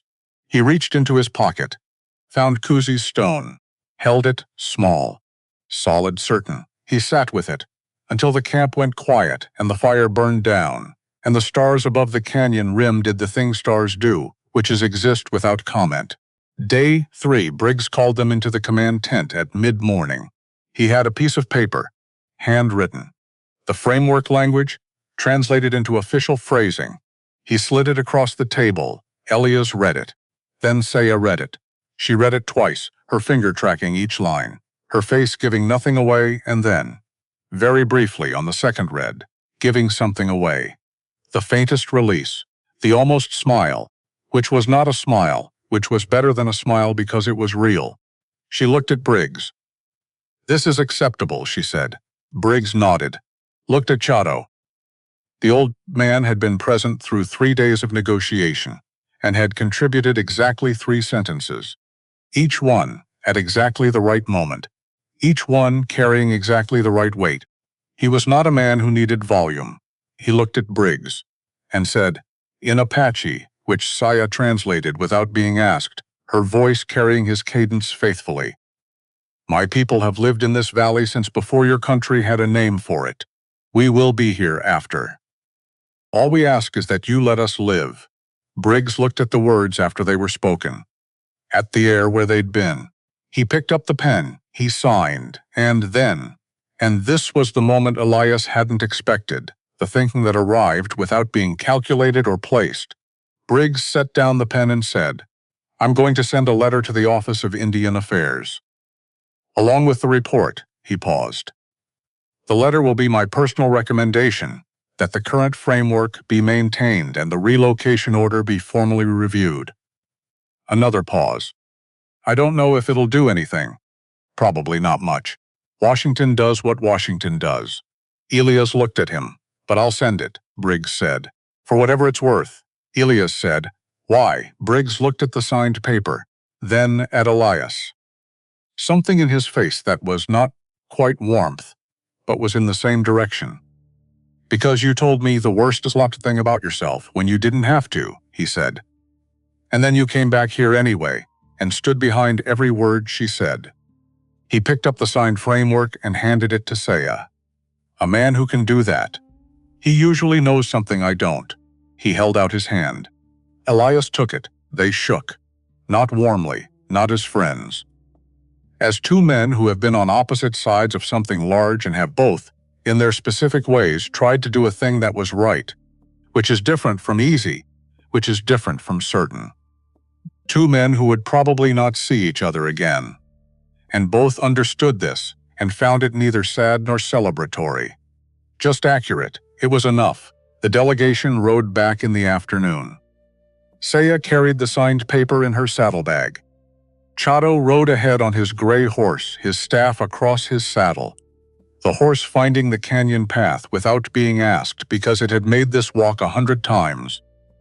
The old man rode with the ease of someone who has made peace with being carried by things that know horses, rivers, the canyon paths worn smooth by generations of feet, rise peeled off at the creek crossing.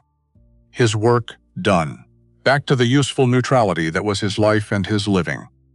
He touched the brim of his hat as he went and said nothing, which was the most eloquent farewell available to a man who has made a point of not being eloquent. And then it was just Elias and Saya on the canyon path with the October sun coming down sideways through the red walls. The canyon held the afternoon heat the way stone always holds heat. Long past when the sun has moved on, the red rock giving back what it received, warming the air around it hours after the source has changed position. A different kind of warmth than sunlight, more patient, less conditional. The mare moved under him with the uncomplicated efficiency of a horse that has been through something unusual and has decided to simply continue being a horse. He'd never named her. He'd been carrying that as a policy since Kansas. The no-naming policy, the no-planning policy, the keep everything provisional so nothing can be lost policy. He'd been wrong about that policy. Keeping things provisional doesn't mean they can't be taken from you. It just means you never get to have them fully, which is a different kind of loss. Slower, more complete. He needed to name the horse. She didn't speak for a long time. He didn't either, because some things don't need words. Some things have been building for long enough that by the time they arrive, the words have already been said in all the other ways.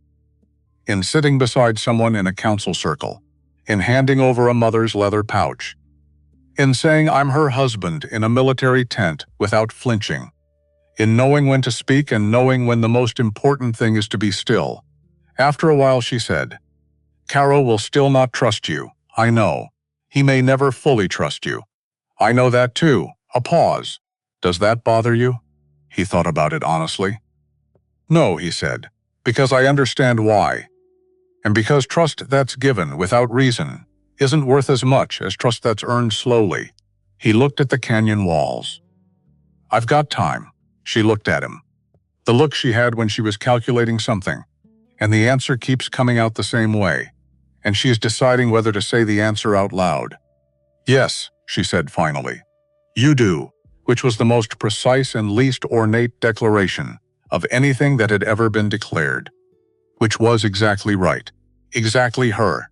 He said nothing, because nothing was exactly right. They came into camp as the sun was touching the western rim. The camp knew before they arrived. Someone on the ridge had signaled. By the time the horses came through the canyon approach, the camp was gathered. Not in formal council. Just there. The way people are there when something important has happened, and they need to confirm with their own eyes that it happened. Saya dismounted. Took the signed paper from her saddlebag. Held it up, not dramatically, not performing. Just, "Here, this is the thing. We got the thing." The sound that moved through the camp was not cheering. It was something quieter and realer than cheering. The exhale of people who have been holding something tight for a long time and are very slowly, carefully, beginning to let it go. Chato received the paper. Read it. Passed it to the eldest woman of the camp, who could not read English but held it anyway, which was its own form of acknowledgement. And then Caro. He walked through the gathered camp toward Elias, the walk of a man who has decided something and is committed to it, so there is no drama in the walk. Just direction, just purpose. He stopped in front of him. Looked at him. Elias waited, Caro said, in English, which cost him something. Elias could see that it cost him something, and the cost made the words more valuable, not less. "You did not run." "No," Elias said. "I would have," Caro said, simply, without shame. The honest accounting of a man who knows himself. "In your position, I would have taken what Briggs offered and gone south. Maybe, not maybe." A pause. "I know myself." Another pause, the longest one. Then, "I do not trust you." But he stopped. Started again. I am glad you stayed. He held out his hand. Elias looked at it. Then he took it. The handshake lasted 1 second, maybe 2, but it was the kind of handshake that contains its own history. Every argument, every cold look.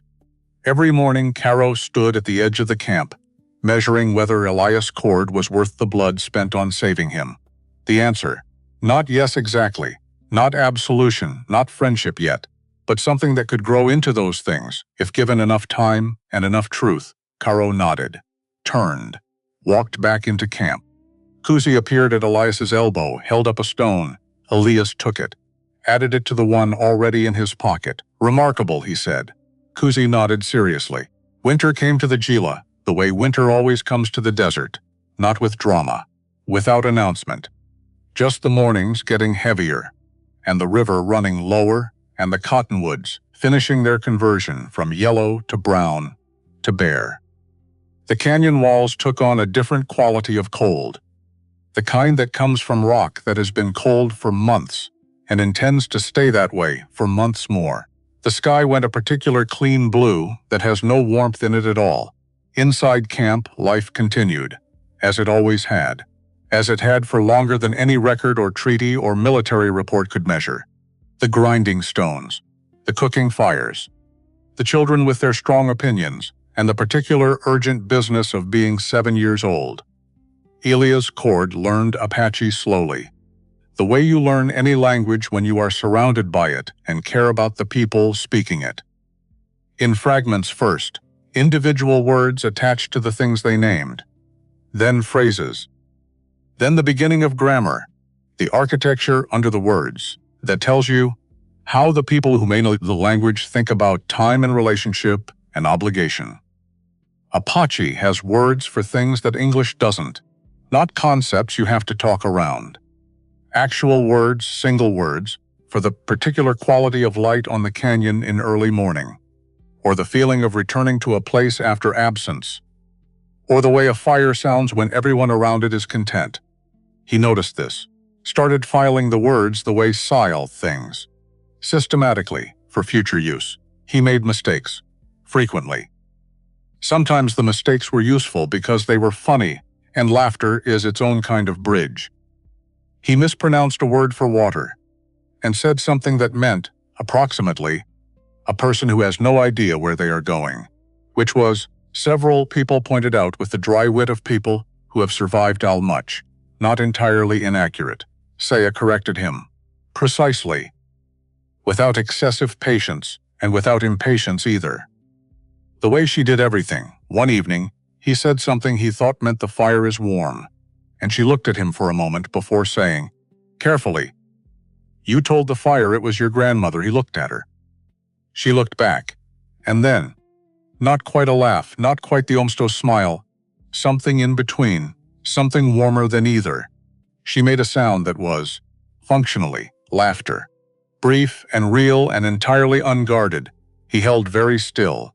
The way you hold still when a rare bird lands nearby and you don't want to startle it away. She caught herself. Straightened. Went back to correcting the pronunciation. But that sound stayed with him for days. The realness of it. The way it arrived without being planned. Chato, for his part, found the language lessons entertaining in the particular way that elders find things entertaining, with dignity intact and amusement fully present, and no requirement to choose between the two. He sat near enough to listen when Elias practiced, and occasionally, without warning, offered a correction in Apache, followed by a brief observation that Elias couldn't yet fully follow. But that made the elder women nearby cover their mouths and look sideways. He was being gently, consistently ribbed by an elder. He understood this without needing a translation.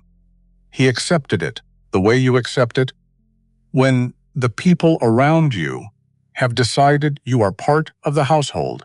They would not bother teasing you if they were still deciding whether to let you in. The warriors were slower. Most of them kept the careful distance of people, waiting to see what the next season would bring. Not cold, not warm. The calibrated neutrality of men who have been disappointed enough to take their time. But 2 or 3 of them, younger, closer to Kusi's world than Karo's, started including him in the smaller things.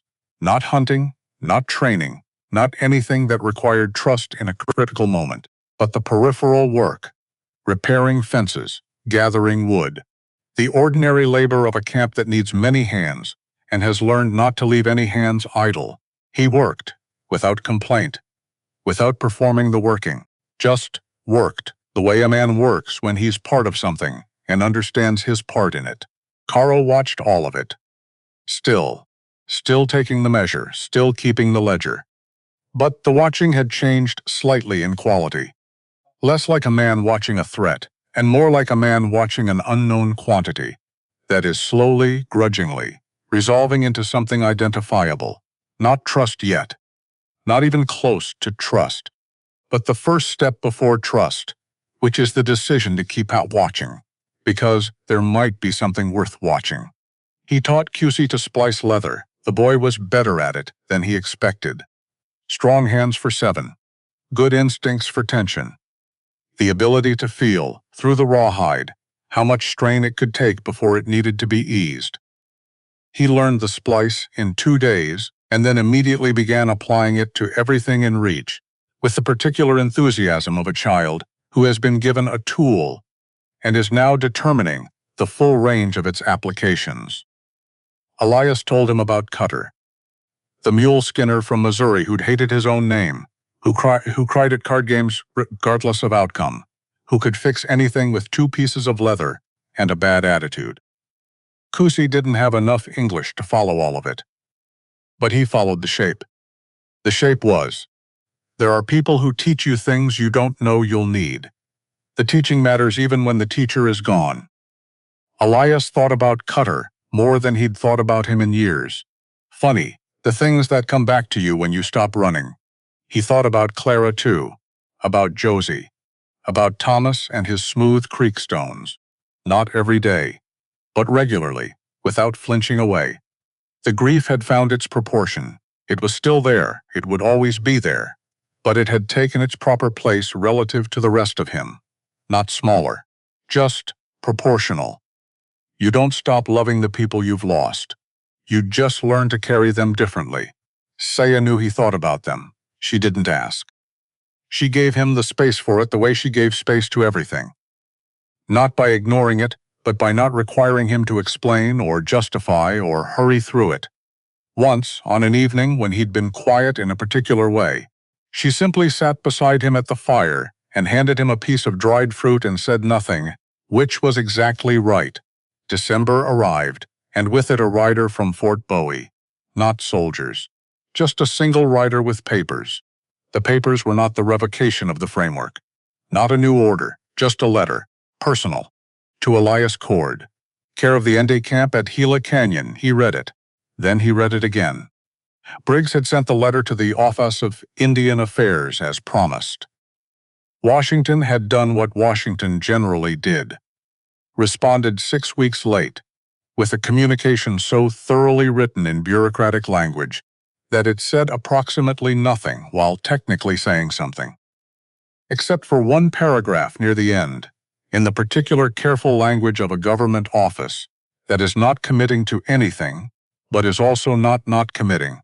The framework as described will remain in effect pending further review, with said review to be conducted no earlier than the following fiscal year. 7 months.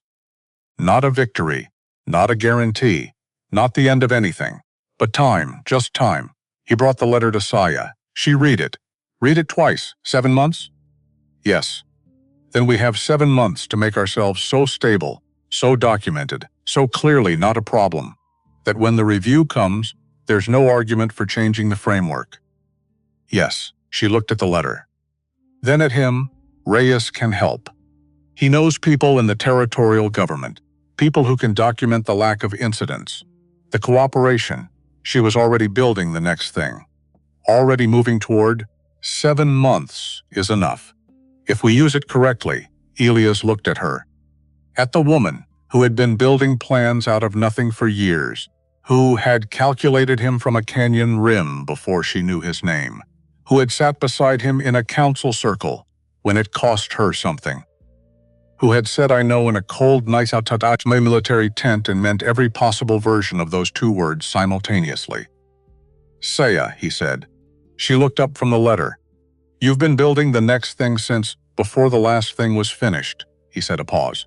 "Yes. Do you ever stop?" She considered this as a genuine question, not deflecting. "Actually considering, no," she said. And then, "But," a pause. Brief. The length of a breath deciding something. "I used to do it alone," he held that. She went back to the letter, back to the next thing. But something in the line of her shoulders was different. Some specific quality of carrying. The adjustment you make, without thinking about it, when you realize you're not carrying alone. He looked at the canyon walls through the lodge entrance. At the winter light on the red stone. At the river glinting through the bare cottonwoods. He was still here.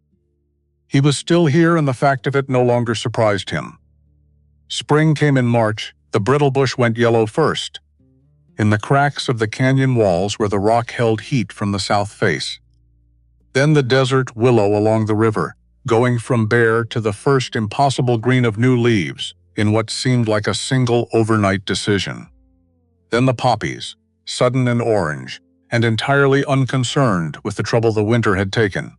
The camp felt different in spring. Not safer, not more certain, but lighter. The specific lightness of people who have made it through another difficult thing and are allowing themselves, briefly, to notice the flowers. And in April, a daughter, born, in the early morning. The time when the canyon was still cold, but the sky was already deciding to be warm. That in-between hour, that belongs to neither night nor day, Saya did not make it easy on anyone, including herself. She was precise about labor. The way she was precise about everything, which meant she approached it as a task to be completed correctly, and was annoyed when her body had opinions about the pace. The elder women who attended her, Lena among them, Taza's mother, who had come to Saya's side the way women come to each other in the hours that require a particular quality of witness. These women had seen many births and were not rattled by Saya's precision. They simply worked around it. Ilias sat outside the lodge. He was not allowed inside. This was correct. This was the domain of people who knew what they were doing. And Elias sat outside in the April cold and held the stone from Kusi's first gift in one hand and the small leather pouch in the other, and breathed, thought about Kansas. About 3 graves in hard summer ground. About the specific weight of loss that sits in the body, not in the mind, not in memory, in the chest, in the hands. The weight that never fully leaves, but that you learn to stand upright under, because the only alternative is to not stand upright, and the people around you need you upright. He thought about that. About needing to be upright. About how that need had been, for 5 years, entirely abstract.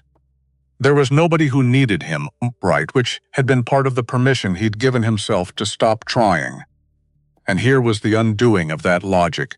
Breathing in the lodge behind him, here were people who needed him, not in the way they'd needed the tool he'd been brought here to be.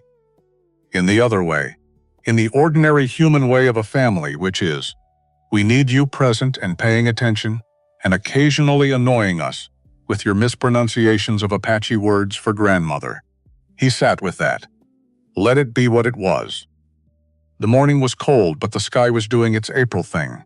That particular quality of April sky that is simultaneously the most convincing and the least reliable argument for optimism. Everything about it said, it will be fine. Everything about the territory's history with the territory said, be careful about fine. He had learned to hold both.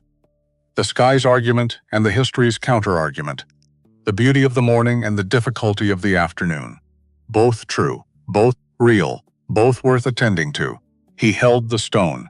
He held the pouch. He thought about Clara. About the morning he'd left for the war, she'd stood in the doorway and watched him go, with the expression of a woman who understood exactly what was happening and had decided to be clear-eyed about it because being clear-eyed was what she had to offer when she couldn't offer safety. He had turned back twice to look. She was there both times. Just there. Steady. He thought about Thomas, who had been 2 when Elias came back from the war and had not been afraid of him, which mattered more than he'd known how to say at the time. The way the boy had simply walked up to him and put both hands on his boots and looked up. Investigating, deciding, and then deciding, this is mine. This man is mine, and had never wavered from that.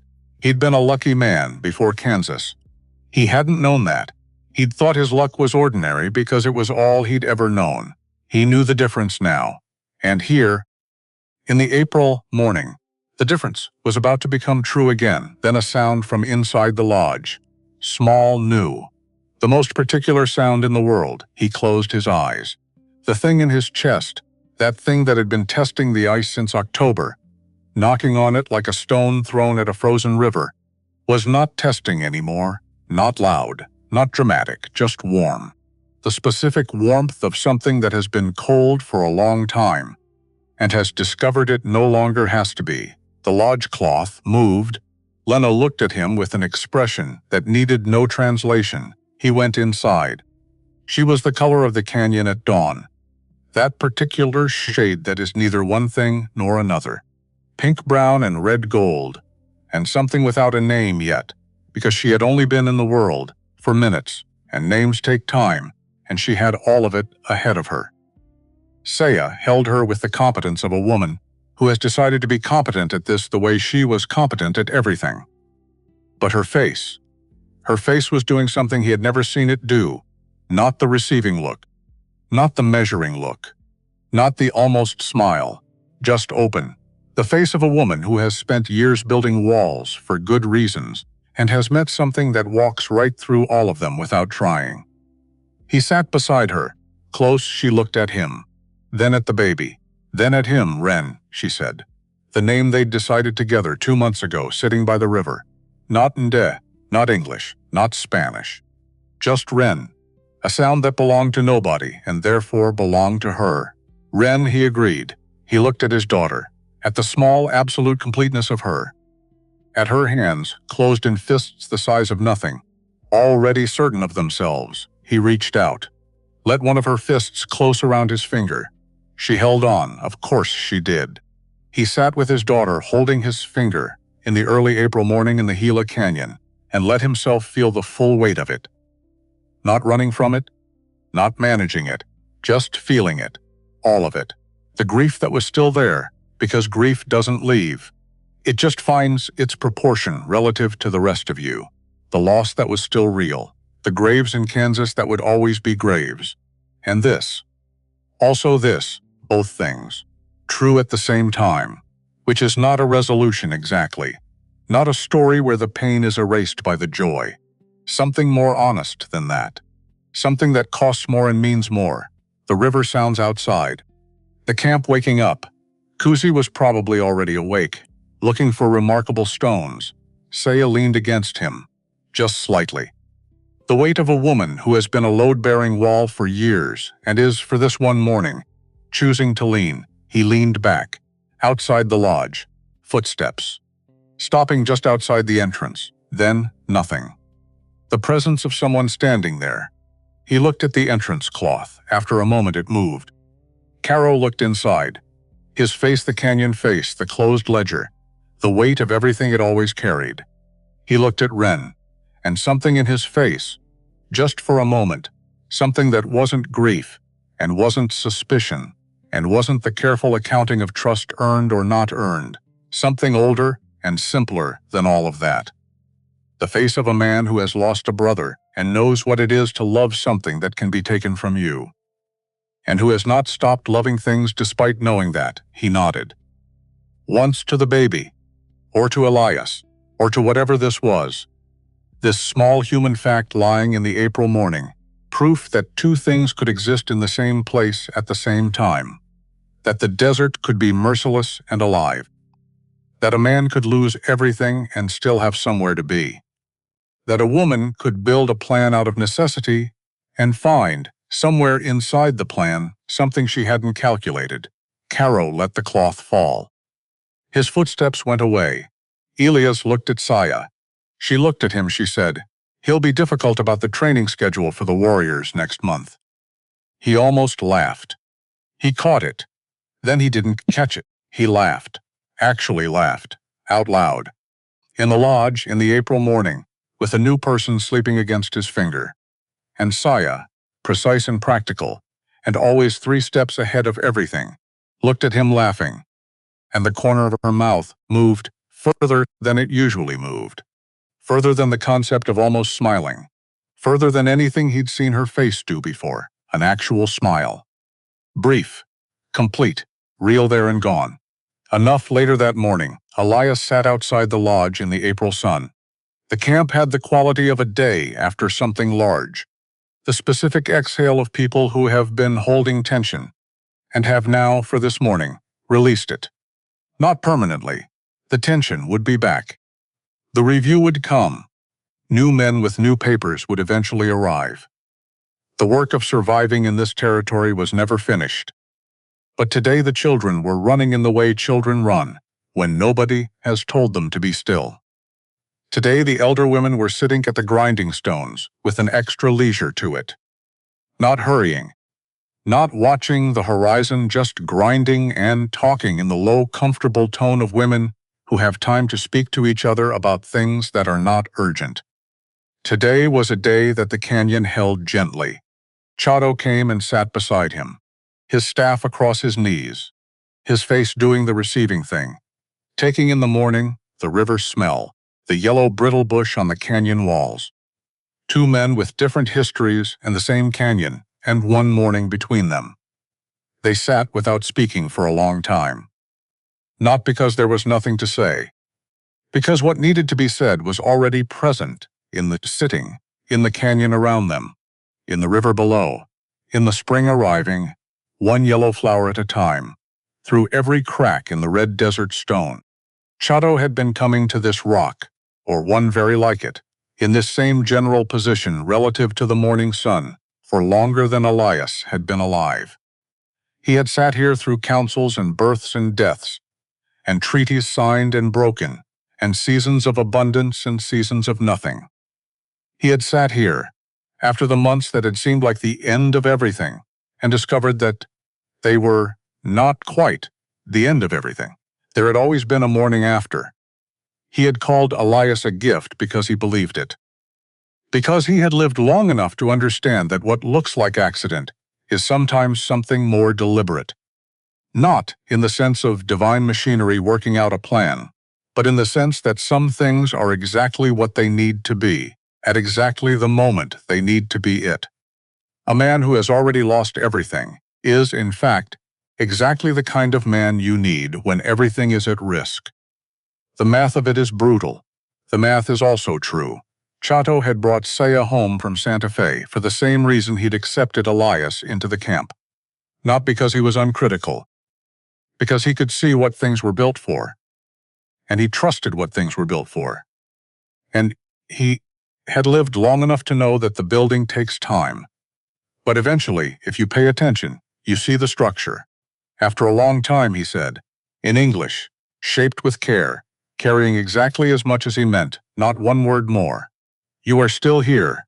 Elias looked at the canyon, at the red walls going gold in the morning light, at the river through the cottonwoods, at the Gila, which had been here before everyone alive, and would be here after, and had never once asked permission, or required acknowledgement of its presence. I am, he said. Chato nodded, slowly. The nod of a man who has been waiting for something to be confirmed, and is now satisfied. They sat in the morning together. There is a kind of ending that isn't an ending. That's just a place where you stop running and put something down and look at what's around you and think, here, this is the place. Not forever. Nothing is forever. The review would come in 7 months. New men with new papers would arrive eventually. There would be new arguments and new crises and new mornings where everything felt uncertain.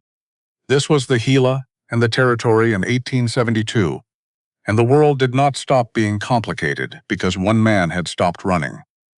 There would be a morning, not too far from now, when Elias would have to stand in front of someone with authority and make the case again. and then again after that. The case was never made once and settled. In this territory, in this decade, nothing was settled once.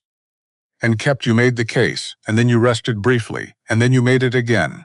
Because the work of being here, of any people being here, of any person committing to any place, was the continuous ongoing work of showing up, of being present, of putting your weight on the same ground again and again until the ground knows you. He understood this now in a way he hadn't understood anything for 5 years. But not today. Today was just April in the Gila. A daughter with a name that belonged to nobody. A war leader who had nodded once and walked away.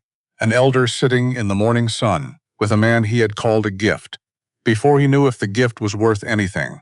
A woman inside a lodge who was already, he knew this without looking, already planning the next thing, which was good, which was necessary, which was exactly who she was. He reached into his pocket, found the 2 stones. Kusi's first gift and the last one, held them both small, solid, certain. He looked at the canyon walls, at the brittle bush, at the impossible ordinary fact of things deciding to bloom in harsh ground, because that is what they are built to do, and the ground being harsh has never, not once, changed that. He breathed in, he breathed out, he stayed.